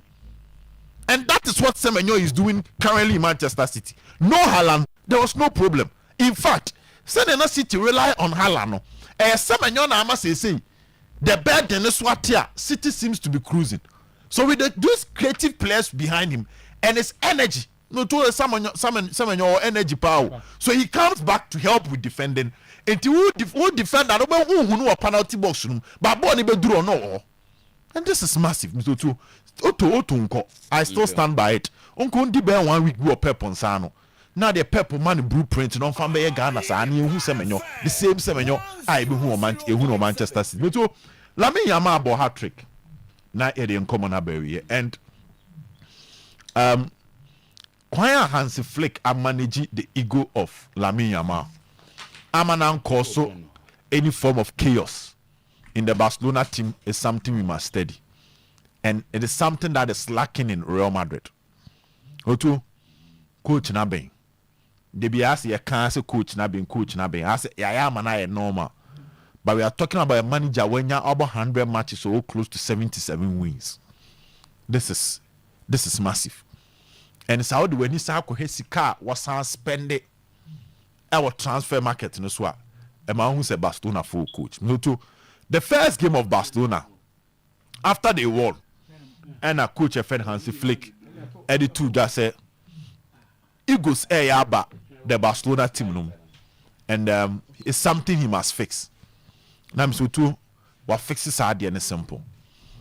First against third, Villarreal that third in the Spanish La Liga. And we to now check it on my last 5 matches on the Barcelona bar. That is our Barca home. So to know me force where we need for because of their defensive solidity and how it was difficult for Barcelona to have access to their defense. But Lamine Yamal other things. Lamar started under Xavi and Hansi Flick by him to are raising it to the next level. For an 18-year-old consistency here, to one thing that I like it when it comes to youth team players, their final ball decision or their decision in the final third. I'm to share Lamine Yamal to say the courage, the confidence, and the kind of technique or execute whenever we have final third. No, it is that of a matured player, and we cannot talk about him and ignore coach Hansi Flick. So interesting weekend so far. Juventus so break a crowd with Italy, or they are conceding the goals. Though they came back, but no to the rate at which Spalletti conceding. So it was all good. Chelsea. One can't Sesko so how a Carrick. I change so Sesko ni Bruno. Sesko any Bruno. To say Kevin De Bruyne and Ellen Haaland. Moto. All senior. City, Kevin De Bruyne built that connection with Haaland. No, Sabina Bruno built with Sesko. So too, before they go or approaching the catcher and say, there's this video. I know man some instructions on how to move for him. And before he realized to know I cross I'm a Sesko movie, I'm an the born about 2 times. Sesko ne in Buemo ne kunya story night to say oba akuduma kudija. Now oba kitchen no hundi jano kudi when who use. Ni apam ne fra ma oba fofra ba kitchen hona. Owura hono no antoshe na edwana ba kunu di ye na no asom no started the year nyoma and that is what a coach FN Carrick here. He has found a way to bring the best out of the signings Ruben Amorim here and that is credit to a manager. So to manager oba as a set talent na ba beto no as a utimi use ni now utimi dey results and that is what a Carrick here. So far so good. Arsenal still now. So bad any Kojuma Amorim Okojum Okudija kama ba Kudija but Jano no ankasa no. So the wine went me avan no so to. Me dey na no muza anye. Let's know but me dey no muza anye de. Oh to na dey to na ye. Oye kono. Carrick na me hu say to so ball once a week. SSC hu say all the energy soronko e ba bebo. Carrick na me hu say ade no so fast. They won by 2 goals to 1. They needed some energy. Exactly. No to. We kwa Zakito Nkwa is the only United fan. Manchester United for me and I'm just saying Zakito Nkwa. No, yes, on Nkwa ni pa ya kwa say United you couldn't be any hano. And hano o any day. Any day. But we no buy no. United that you see, the same people. I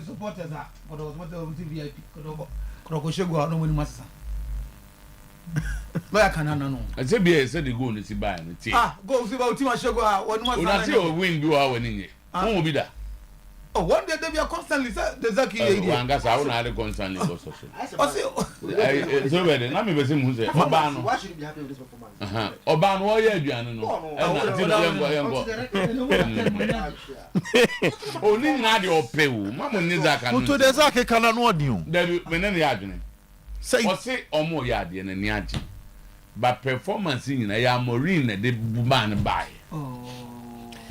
Yamato so na fe me ka wo say yaba fie na yaba fie dia ni nyina no aye wasum 20 herbal clinic 5. Yes. Okay. CDM say kakra. United that team go. Sa different say. Enso sa. Inti boss 3. We are league no sorry ana. Asira ye do bia be bia United free by your obi 3 points. No aba be sa. Asa nya additional 3 points asa kan wa wo se wonye. Bia na United da. Ah ma be hu Liverpool ni Chelsea ni ade no de nya first nti enka ho. Ana de Mo de no go for so say ti de ale ka ma mo no. Me just say kamfa. Ayo. We go team our league na no United free to do be no da 9 now. No ma basa. Nasana mo da 7. Okay United. 7.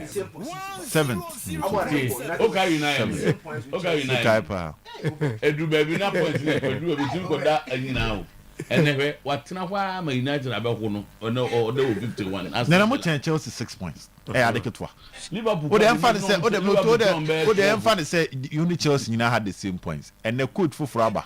Am aba be chance any pan 6 points. Hey. On them men call ho de. That monto mo bo. Asa. Saka kaza. Na mo so I take you over. What you get obo we ni wie no or 6 wins o. O take over in December. Oh, for there we there. Wasum 20 herbal clinic. Dr. Sam na munim ndada no. Ne ho dan se na medi trew ne anopai. Mo na mo bo modern ekọ asoye da na wo mu no.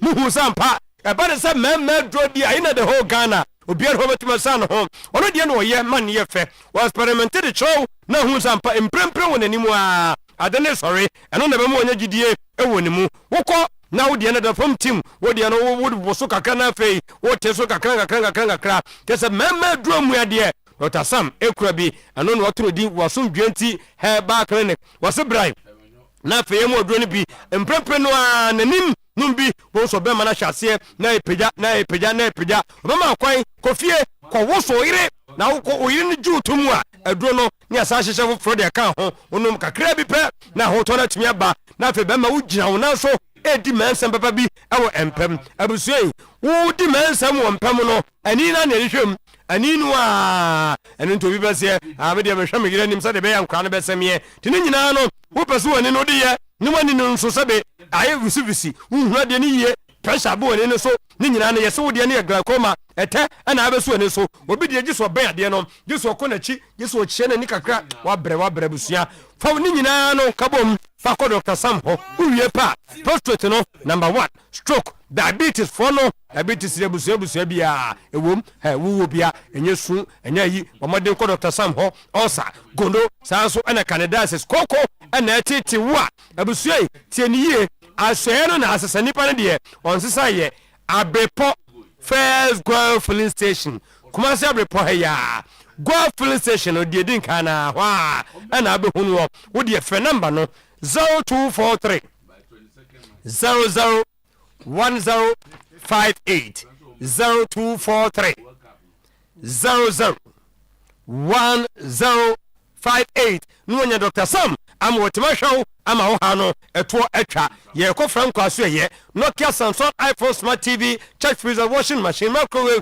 blender generator washing machine Samsung CCTV camera function monitor video anytime anywhere if you buy that enyema ba wo su nyina na mafie ye de wo to so to de be chede ma wo sanse sika ho oten franco de no na mnim so no de watere de no so ama ne de no e wo fom esan ye papa kuma se ajaba jewel adum old melcon Kofo clinic new kajetia honyina no branches no wato ade aprete de utobia no eda form number no na mede ma wo no 0245 316969 0245 316969 tieniye JM Ado and Sons ena se menka wo se ene eye dwoda nipa bia de wo hye na wotwena se a ye de ahoden ena kwase abusu tieniye ena de doctors anasa pomde hwemu form ye wo se ehye papa nipa wa na yi a de bia na wo kese obetima da yi a ɛna wani nya deɛ ɔno wɔyera dada yi o dabi ɛna kasa normal na sɛ wawoda wotumi da yi a bosa adeɛ kyi a honam asisi ho so ɛno nti na mebɔ mmɔden aka kyɛw sɛ ɛyɛ wall sleep spray ɛna mekamfo ɛde ma wɔ ɛbɔ yie papapapapa wonya bia deɛ ɔbɛyɛ ne sɛ wode kakra ɛbɛgu tɛkyerɛma no ase bɛɛ 30 minutes na afei wokɔda adeɛ kyi a wo nso wo ho asisi ho so kama ɛno nti mekamfo deɛ ma wo sɛ ɔpemfoɔ deɛ ɔnka ho ɛna obi a ɔma ne ba ɛnufoɔ ɔno nso ɛnka ho apart from that deɛ yɛne ɛyɛka nyinaa no wopɛ sɛ wonna ne wie pɛyɛ na wotumi da na hɔ na adeɛ kyi a wo ho yɛ den wonyɛ me nante kakra mekyapa mabrɛ a wadurɔ yɛ baako pɛ wall sleep spray ɛno ɛne nea wo hia JM Ado and Sons and Akofa Ediaba. Momaden Kai said Okanshi, Drug Lane, Accra Ho, and Omasu Ericasiano, Ubena be more. A 0509 439 063 0302 666 132. Nwanya JM Ado West Spring be at me, Amanyama Kuye Ediamount. I bought 20 motors. One Japan company can see a fence be forward and a year Juma. Modern Eden Yamane brand cars no Honda. Not just say, aha, Toyota cars no a chepa papa. Upa Honya Mansos CA, no one Vicente Yanko for pet, sarcasm anyway. Honda, Toyota. Anunti was a bra, now say ye, one over cracker and the amount Brit Yebi, Nakanabidu. Unkawana will be obedience is a bontimina water, a bon was so, or Cradma Winti, a bona buffon sea team, Toyota Vozi, Nua, Sienta Vit, Honda Step Wagon, Toyota Beta. Bia won pɛ no wo pɛ American and German casa ni nyina na sɛ deɛ ye kokuma se tano so agricare ɛdan before so bedu ya santoa no wo be hia agricare first agricare na dantia na suo no ne casa bi na sɛn ni mu no number no na be hia no pɛ na strike deal no 0249 849 972 0249 849 972 no nya agbo 20 motors no nkra car emfa emma teniye police ni na yedro no wato ne di sharp imbus yese mo amoye diabetic ulcer cancer hypertension UTI candidiasis body pains menstrual problem loss of appetite teniye manenya wunsuo manenya wadro ebre biara bomodem se de be recommend ne ma ono nonom yade no ebetia ba se tim okoye hwemu ebeka sam he kura nyawo na wo sa yade ne bie mo amose me twen na ma yare ansan makoto shopping bus no wudi agro yade ne obekọ na shopping bus nso ne bo ne efofofo yenyare ansan yanom yenom na afi ya ma ho komo ano etwe jane na so 0246 208496 0261 388 149 esendie yenkose obidie ntu kwa de biara obi bom so samini no nanso wo bronch of fuse yade ne de ne de de nanso nye yarepa halitosis na jese wo kasa na obia atwiniti e de free hon mo wo se no opeso okona so ya won beye examination consultation ama ye RCT root canal treatment ye bi wo ya so ye teeth whitening yanso na braces teeth restoration extraction replacement yebeye ediama ye wie kra wotumi nya gre ewosim fe doctors no mo makwadare ewosi ho adwuma ne yekekoma bomu a ye adwuma ewo Benjamin Dental Clinic yesi Bra Central Police Station Kofodua sawa suna Tadisco Junction kobatani mi no afrawo opposite CGB Bank Tamale ewo Tishigu honso be huyen ewo ho kuma se Abrepo Junction off Bantama High Street Enkran Atomic Down kwabenya one about Enkahona no yo Nungwa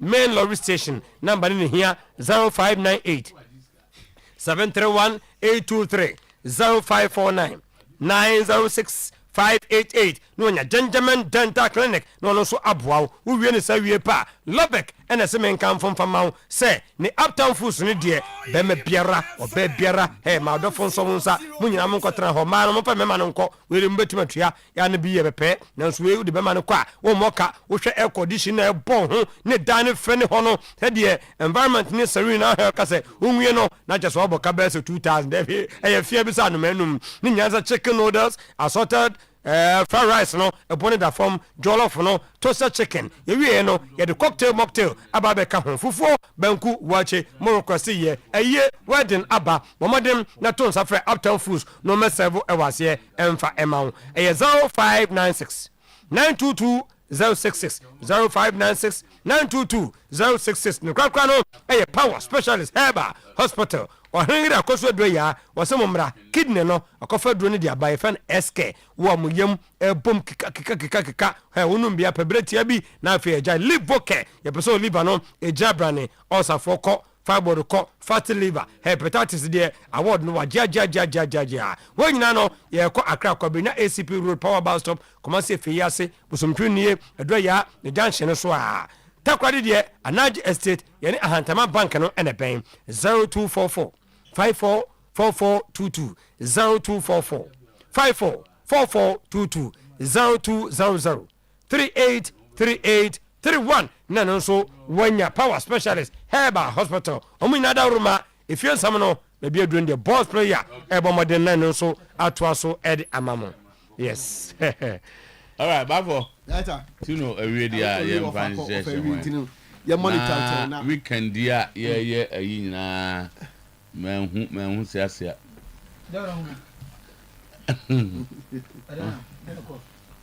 weekend o se shawo yan sana anya nameka okay after you man ko be bia Oyerepa FM 100.7 and this is your birthday abia birthday birthday no from Friday Saturday Sunday that's so the one man no mercy ni pa chi o me frefre mo na obi a obi am including na chedi Ejedi dey also weekend oni adaje weekend o ye ne ntina na adaje oh we are unprecedented o we na 3 days no it's a Friday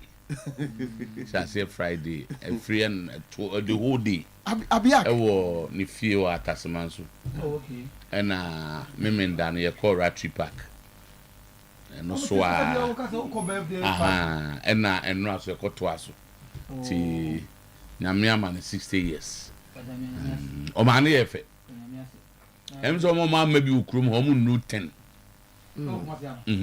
hey no video hope masio enya zem gito bi sida o ko so ama me motufo abaso tufo so nim tufo no na no ko aso no the right hand man no tufo na e fe no eto yi kwan no na njuto mu da bi eto tax se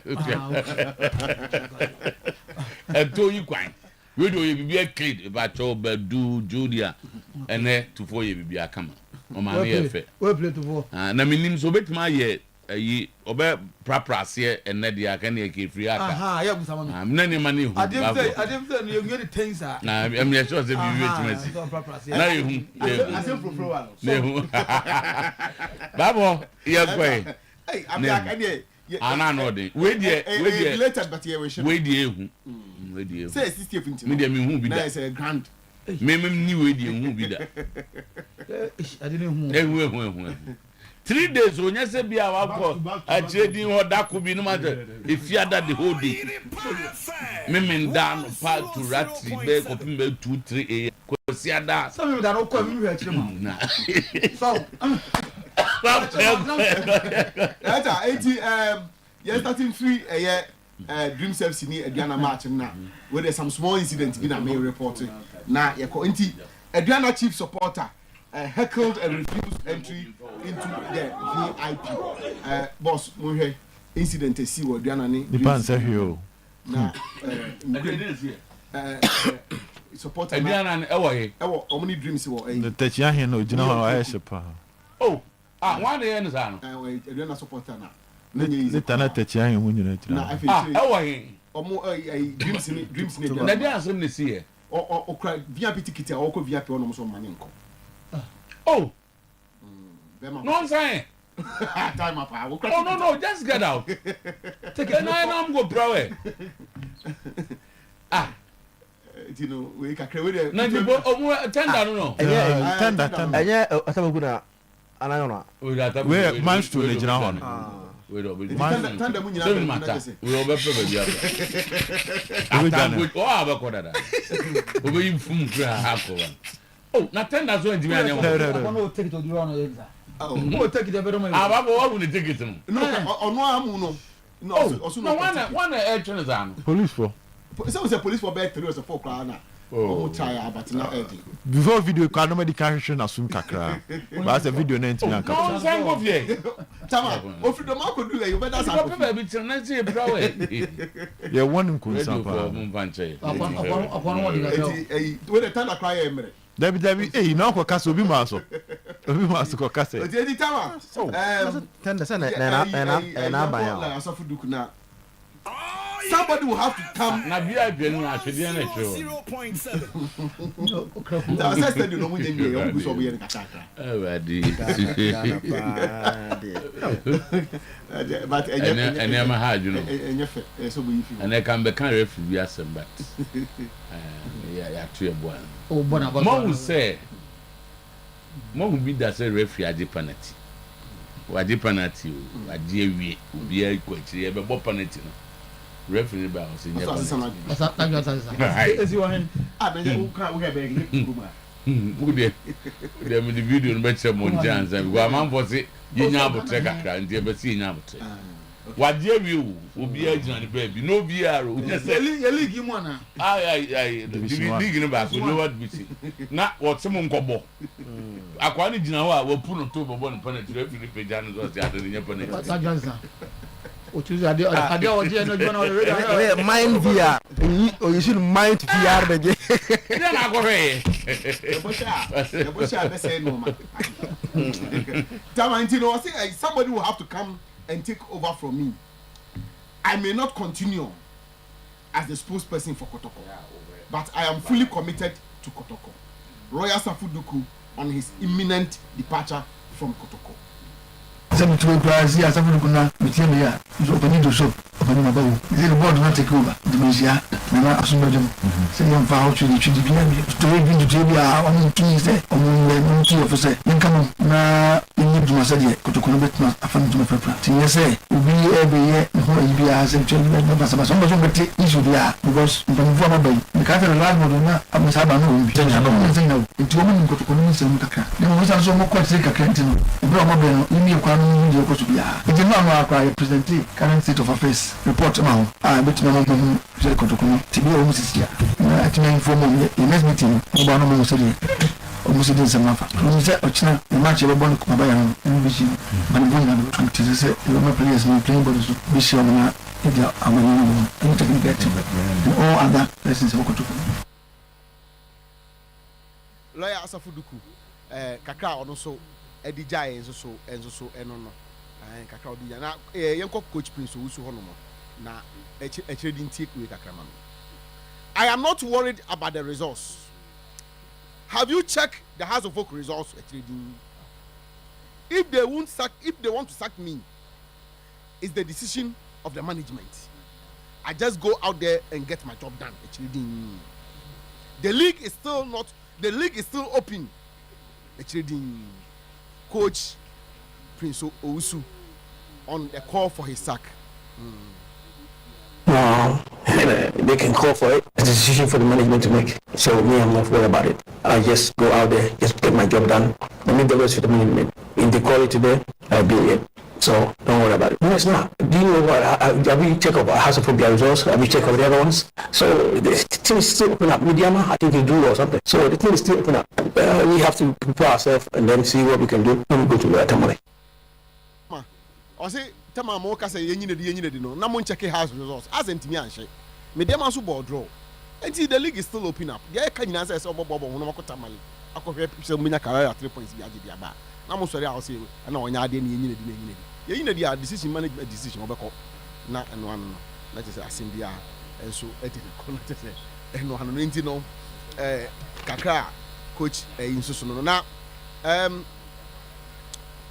Tama and son of a did this no me the video wait and your video with me has Ghost Stars processing on medium but has a full cry foul over a denial of penalty and Tama Pacho bon Pacho my video no na yenhwe incident bi asi o ba bi ani na ha supporters any house penifoni bi no say referee no na results no she the bottom the ntia odina has this penalty in there omodwen ho a ohun say na me won ho dada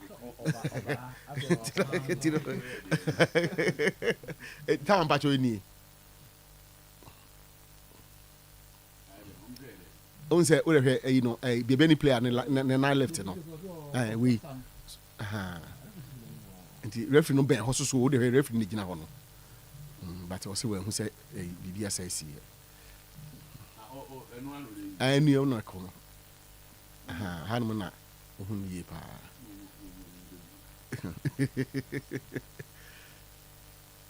nti we de referee na left no and the referee was very close. Saturday 2-1. At that time, born we part of family. Yanko House of Folk player no attitude before House of Folk considered that winning a winning goal against them. No, me part of the attitude. I think House of Folk Didi Dramani should do something about this. Me part of Sanko Wechi NBA the player no Befi. On say closing on the defender no ball on fan and or sign here. And that could result into the goal.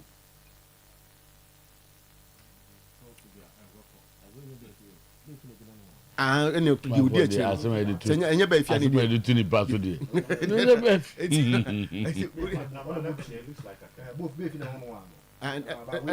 But was sign and you never battle. Now, born, baby, what do you boy? Baby, what do you boy? And no, nothing. Besides, one in the car. I went in there. So what go down? Tama what go down? But madam just say Nico no couldn't have changed anything. Nti I don't know enso no nti ye yenko Didi Dramani na enso nko. If you are not disappointed, then you are not real. We missed many chances that we should have converted. Gold Stars had 2 and they converted. It's good to entertain, but we need the outcome. The outcome is very much important. At the highest level, you have to get the outcome. Coach Didi Dramani. If you are not disappointed, then you are not real. We need to be very real. But possession alone is not complete. We need possession in order to be able to get onto an advantage in terms of your offensive play. And we did not that in the first half. We did not that. We did have about three small chances that we should have converted. They only won 2. Our opponents had 2, and then they got 1, and the other one they're losing. But I think that we need to go on that. Possession alone is not important. It is good to entertain, but it is good to come out with outcomes. Outcomes are also part of, and again, at the top level, it's all about outcomes.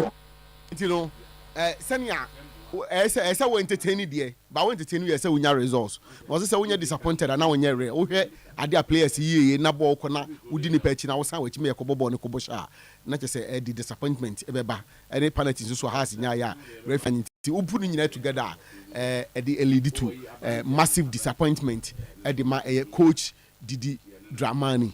And say you know, and I go to no na. Asare so. Ekoto ampa ho bia ekwani nyame num senyo esibe bia nkan ye 0.7 ebia say bon benyam ebetime nya sa video ni de mame a eni asare na apiem no ba anye yi say ahya wie kura ne sa na eja esibe ada roma ocover the man. These are some of the incidents highlight no capture the man e wo eye baby ani the penalty incident the has player no assign ye na asare ampa ho esibe na save no. Bafo I got to tell you na instead so over 2 years no mo tena ye no beboa na bibia ye kama 11:38 after na ye tena kantina. Is it 32 or 38? Me time na 100 but we no say 33 and tonight all time when you also the end 32 Miss millionaires I'm just quite almost 31 you had here 33 and all the no 38 what the kind of asem we in there you can 108 so I think that no make I think on Saturday some media after omo eteki what amount for this kind of a comfortable league lead so to omo we be move I draw so 3 games on the road in a draw. And then I'm doing a Gold Stars are close. So you commend Gold Stars for omo game omo bono lately. omu coach na out boldly say omu lay omu challenge on the league table. Now at one point they separate the two teams. Yes, omu has to folk. So whatever the case is, they were able to win. That is the most important thing. Didi's frustration, any Nensama Walker, I understand him. Makan was another them to say, oh, team. Now, na udu animu ultimately yet the need for. Una team be to or no a sharp or anymore. Or be punished for that. And that's exactly what is happening to House of Folk. They will play all the good football. They will do everything. But to Omanimu was almost creative fifer. Or much may be another match one. And it is having a problem at them. And Babiania, Zoto, I read Babiania, Omo who said, Mediama lead no take here, no, Zoto, Omo air slamping, you know, they can go out. Zoto, they will do everything to go. So, yes, officiating, say, I think has a good problem. Clearly, I saw a penalty incident. But here, it happens in every Ghana had here, baby ABC. I'm not saying some may justify that. So the highest house of folk my corners on better than my FA. Or when you second look at it, no one can say in chair referee. Other than that, maybe any goals, I wouldn't take anything away from them. They've won a game which I think they deserve one. They played well and they won. Over how they got their goals, the two goals are Omunya and Zoto clearly. Man, who was on you? Man, who say as in your referee, see the highest aspect to me is say about game Navy. You cannot take anything away from Babiani Go Stars. On the money on points. So if has a football issue, yes, penalty. Say yes, I saw a penalty incident. Say it was a clear penalty. But referee, as well. Ghana football, so Omama Avenue, I said, we say bar, Ubetimi Diako. Now Omar say if referee deserve punishment that they give it to him, but the score like nothing would change. And then the score on the basis. But Mr. Tona because they both on to House of Folk team now. They play the game, but they are failing to score. Oh, say one incident. I'm talking about a lot of numerous on the coach say they had a lot of opportunities and they messed it up. But we only got two. And we only a clinical almost two no. So it tells you that a House of Folk problem I come from day one. They say no. So who admit say referee no head there. Abrante Okobia comes back clinical. Ebia, yes, Ebia. But we don't tell me House of Folk. How or much me I about to baby any na referee na anya can clinical. So House of Folk must they have to write to the FA to question the referee incident now. Before Metro. Yeah. Say referee no and has anteka. I won't say that Mr. Too. I won't say that because House of Folk, even though you agree say it was a penalty. I agree say it was a penalty. And I'm making say referee decision. House of Folk, Ghana football, they know say these things happen in a lot of venues, including House of Folk in a venue. This thing happens. Certain be any other opportunity. Referees your money.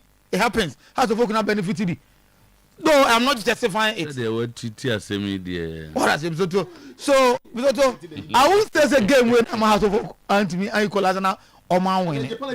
But House of Folk as a club, how besides this, yes, it almost say chances. Of course, if you are convert here, that's my work. The call if you did not mention up the way. Did the man one can't incident to grasp him, but he's talking about numerous opportunities of messing up. Not including weight. So no the argument on this say your opponent in the referee edge and Quebec wants him. If you come in fan but I'm talking about House of Folk one not able to score a lot of goals and scoring a lot of chances. Me on my way I saw a penalty. No, I don't make us say the media as well I can say House of Folk must report the referee's conduct. And they say, and that's the highest omit me ako. Because at the same baby, and I got a legitimate goal. 2 weeks time, no referee the ball. Let's just say a source of worry. So a source of worry. A source of worry, but I'll not dwell so much on that. Because you can't so many times in such games and television TVs. Man can the referee. I think I know TV so. The referee must start carrying so go on. At the end of the day, yeah, so me take anything away from them. Because you got to your point now because the league, race no move free. But when they decided to come up, I think they've won about 7 or so games continuously. The My game, no. What I say?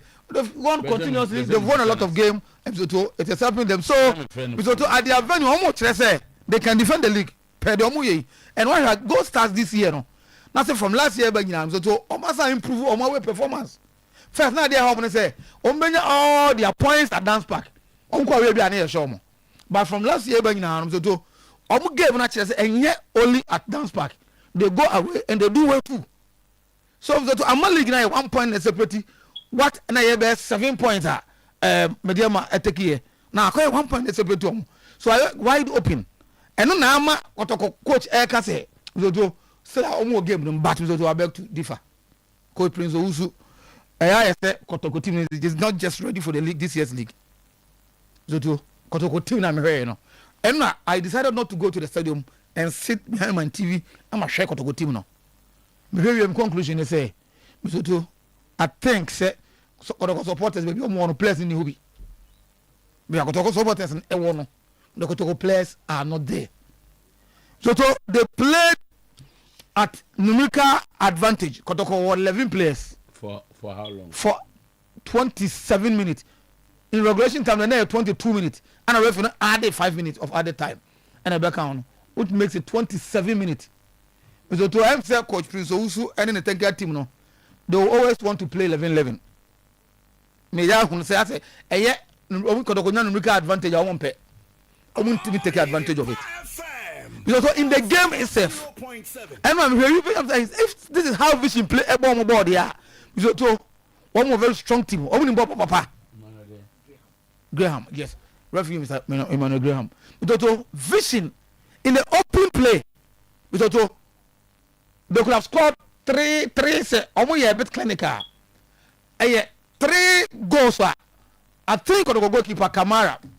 So if a bit of Kotoko for so a prisoner. Well, you again, no.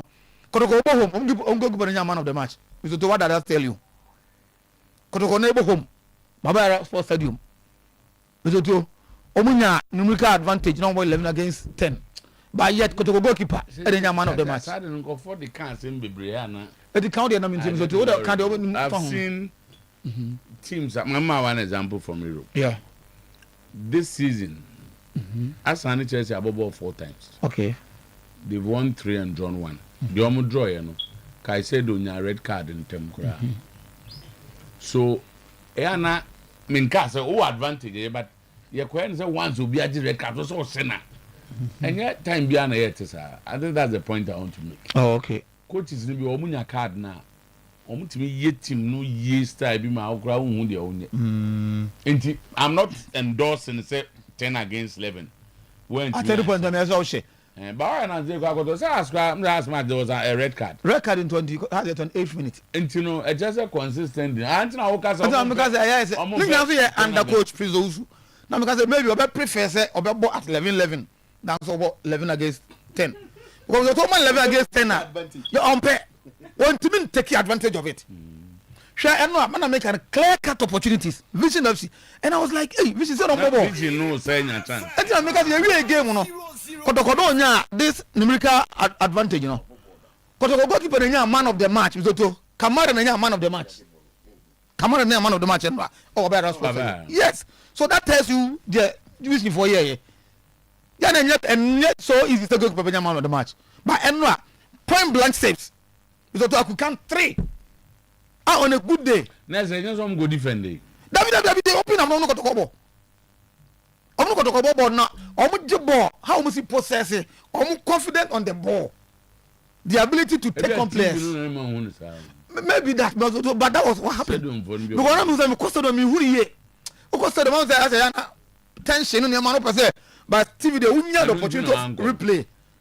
Yes, I don't know the main reason. I wanted to watch the Kotoko team and watch them well. BBN, I don't have more time, but I decided to sit behind the TV. One thing I'll tell them, they say, they will have to support their team. It was good that one board members. Actually, the board members know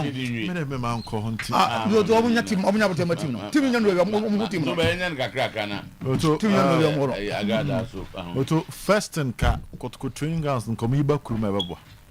nanka yɛn nyinaa yɛ nkɔnkɔ hɛ deɛ ɔmo yɛ wɔ hɔ because mehu adeɛ bi ɔmo yɛ wɔ hɔ ebi ɔmo to ɔmo kɔ a ɔmo nhyɛ da nye bi pɛpɛ bi ɔmo sɛ ate ne ho to ɔmo nkɔ akɔhyɛ hɔ a na ɔmo di agoraa na ɔmo asa aba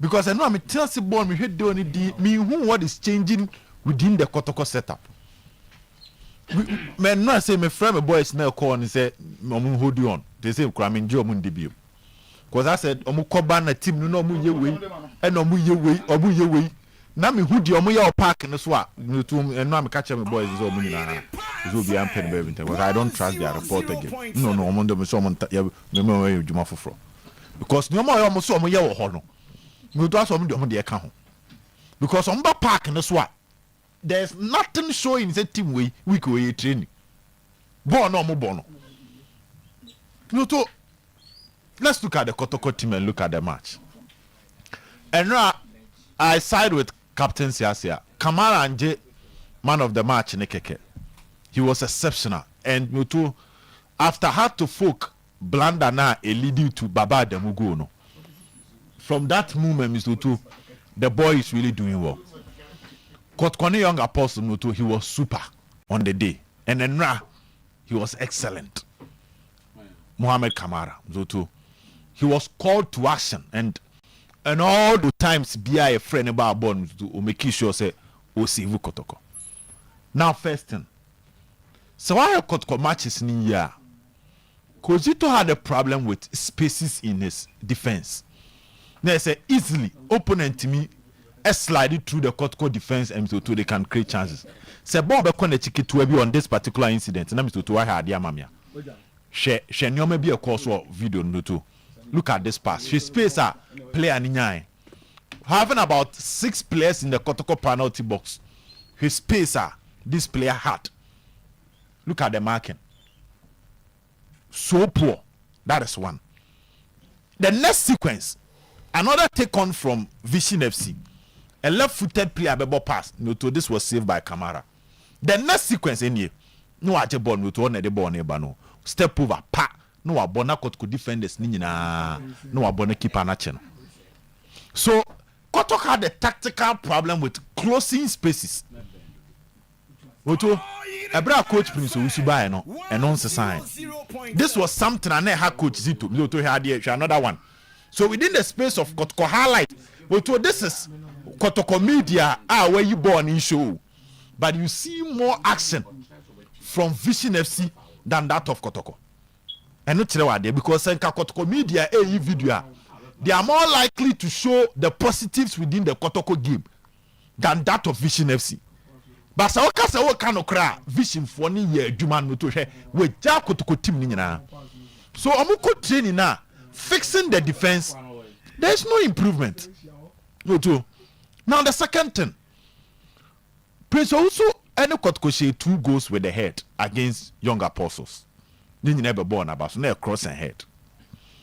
T Johnson pin back and a Samba so pin back on a cobalt defender and a Koto at him. Now Liam Brand no gave no so. Clearly they don't have a plan B. I said, ye the bani and Timinya Yapon. Team be on the strength, and maybe if you analyze the Kotoko team coach, you know, say the presence of the boys in the air, no, ebwa, inti emfa born in February, ya je honatu. But away from that, Kotoko struggle. Send your numbers to your vision for any ball passes be a Kotoko team. You don't see that. They are too anxious in front of goal, and no supporters. No almost stadium near Kitwebi. What make was Young Apostle? So you're expecting some form of calmness. These were issues are not going to face you. Nothing changing. I'm to put any idea here. Chairman Donzu. What's wrong with Chairman Donzu? The players are not improving. Mr. Meet me attacking. What to hear we?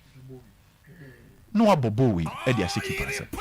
So players now to the sense of urgency in the Kotoko playing body. The kind of talent they exhibit on the field, you know. Say the Kotoko standard bare 6 years ago, Paul Bar, most of them don't deserve to play for Kotoko. Based on the Omoyeno. Because look at this chance. Cross Weaba, it has been cleared. No problem. A second one comes in. A player best Kanye who say, Mijina positioner, I have total control over the ball. Maminya but tremble born into Aten. Some of these things is not coaching. This is pure player talent and player exhibiting poor performance. Everything about the team is disorganized. Then no coach. Prince Owusu substitutions. And the man supporters be brave say omunyin free park and so no. His substitutions did not introduce anything. And so to sometimes I come back and say may hash. But honestly, the only thing I want to coach Prince Owusu assistant only so a white shirt. First, no back, no shade green. Because no assistant coach. And he saw a white. That is the only significant change away. Changing from the green to the white. But in terms of coach, it was the first way and no share. And I saw a fita. That is the only thing. And also the new board has taken over. Share you release nearby and I'll say their oversight responsibility of the board no. Immediately. I think say immediately Kotoko must fix their technical unit. So imagine so yamba to the end of the season. At this pace, Kotoko might end up around the 10th position or closer. Pace now Kotoko de bono to hear deal. And no mo ye we nyina chere nyoma as a tactics bi no mo ye omo kwa sisrap na asa. Even the reaction of Ubejo, you can clearly see that the almost he is confused. No to head. I know head is like any sir. Also here then here. What to also come back. Shadi. Hey. On. And we do it. That was the last one. Also on camera no catching. Oh, so share the reaction of the player. The technical the reaction of the player. Na head him. Oh, yeah, quite. Just do one. Rational. The coaches wanted them to play at BB. And now, Omunye, it's in Jeuri Ashene, the teammates, no, they're not doing yes. I don't know. Also, the complain where and get to the coaches. No. I had to issue a colleagues. Challenge coach. Not or sign or libre dominion. Now, Coach Prince also buy no say Jawu may say chances still no in free game. No, can I tell you also? No, your best the IMC and the board. Okay. Clearly, no, and 10 matches now can. And Momon Fin Diagro. And my father said season you over it. Yeah, twice or so. 2 minutes. And born my video Nathan Anafu Tuba Nathan Anafu into Friday be or my card. Ghana referees and I don't know too much. I don't know what referees. I say Adriana player. I didn't play no Cotiano. Adriana player. Dreams play no Cotier Diana. Dreams is in a point and the one yama. No, I'm not over to know the other. On the best or come once. Why I got a referee? Why are they 2 weeks? They are 2 weeks. You could probably say, no, and just everywhere. Both only referee. I need an enough. Why? What kind of wickedness is this? Young probably buff. How? Well, yeah, you see, sometimes we are doing just up. What kind of education? Anything now, Munya. So far, about it. Oh, see, you're born. One show card, uncle. So, something that so much now on what. But men got so many wicked. Sometimes the brain a beer one. Hey! I say your benefit of watching. Or be at me bow on it was a foul. But be an Indian to say the time on who you know. And he might have got it wrong. But to say, somebody did a red card, not so by hand cable. I know, yeah, Mamma. Yes, about your born, for Tama to know they are wicked. How they do you do your mind again record. I don't know I mean tia. What you better say wa hanya botre. E bon mama hwe record. O de munya botre. But hwe record ni o ma we record so mo ba ko no card. It's not wickedness. Hwe record ni we. You know, first thing, the opia chawoteto from Koranje Power. Where record? This is not my record. Then that one on my record. I got also we say the wickedness. It's wickedness. He got it wrong, but we got it wrong. Sir, Dokutia on my record. Liverpool, Manchester City. Dokutia no. Yeah, be. Why not the wicked. It's your Premier League, you know. Premier League nipa 8 they di match back home. Premier League nipa 8 in the match back. 8 the back up decision you. Uncle advantage help him. Others will help him and come make mistakes. But wait there. You can't tell me this one. Which now we Dokuentia Liverpool. Wait. I think that Kotoko season there. Based on what is happening and why day. And now the hope is that they win yesterday. No, so leaders on the team's red card and your effort. Nanka. But those in there some palm boy question. Boy keeper. At me up on Tiba Bono. Those you Nancy one she go be. Those with them Abbas. You say I'm not fair. I got it. But to add you. To add you. You're not. I got it. Two. Because I base 6 months in Fena Kuku. You are couple of ratchet. Oh, Carabano from picking for one with your couple of nature on Adia Tosu. Is I got that friend. Oh, that's I ain't going back. Babazu ni nipa ukuru mu a echeso ni nkuru. Nti say na me friend a wonya na say ono abayi. Na ye just kiza.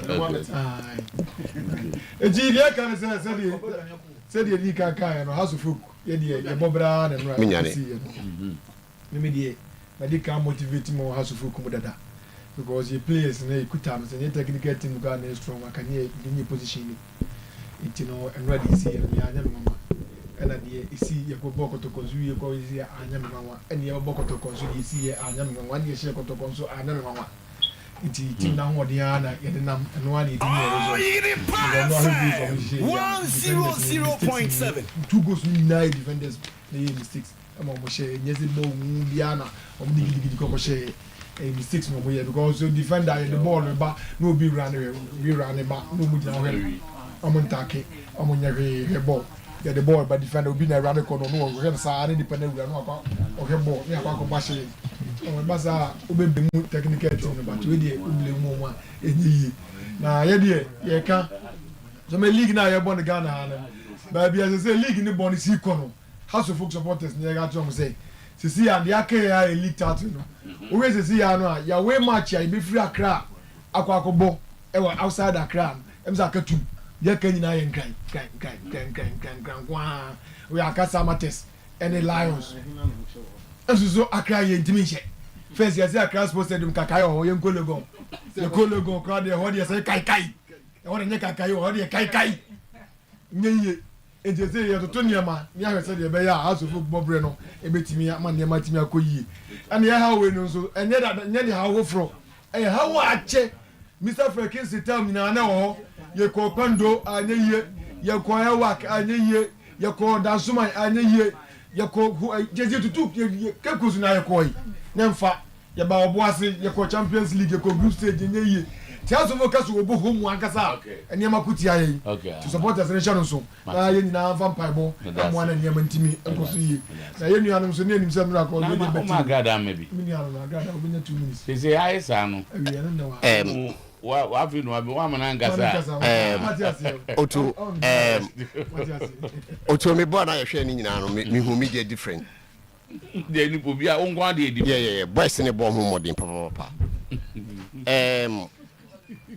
Otuo materials ye wa no since so am psychologically the boys are drained up psychologically they are drained up Otuo I took time to go to training yes asamna Obed boys in the man no cre but a bit take it time I will say yenya abutrema boys no the open kutuko training fantastic training what I say team had quinty entimi on transform what they are doing in training Emma Park and so baby here abutre psychological yes I say boys no yenya abutrema na to so bi so ye across of folk Mr. across of folk support be we as baby ye to safre no now 1911 eba mebo chama Yusuf Abaso let's buy into his ideas na intimi famwa Accra House of Folk so time referee for asem no ayana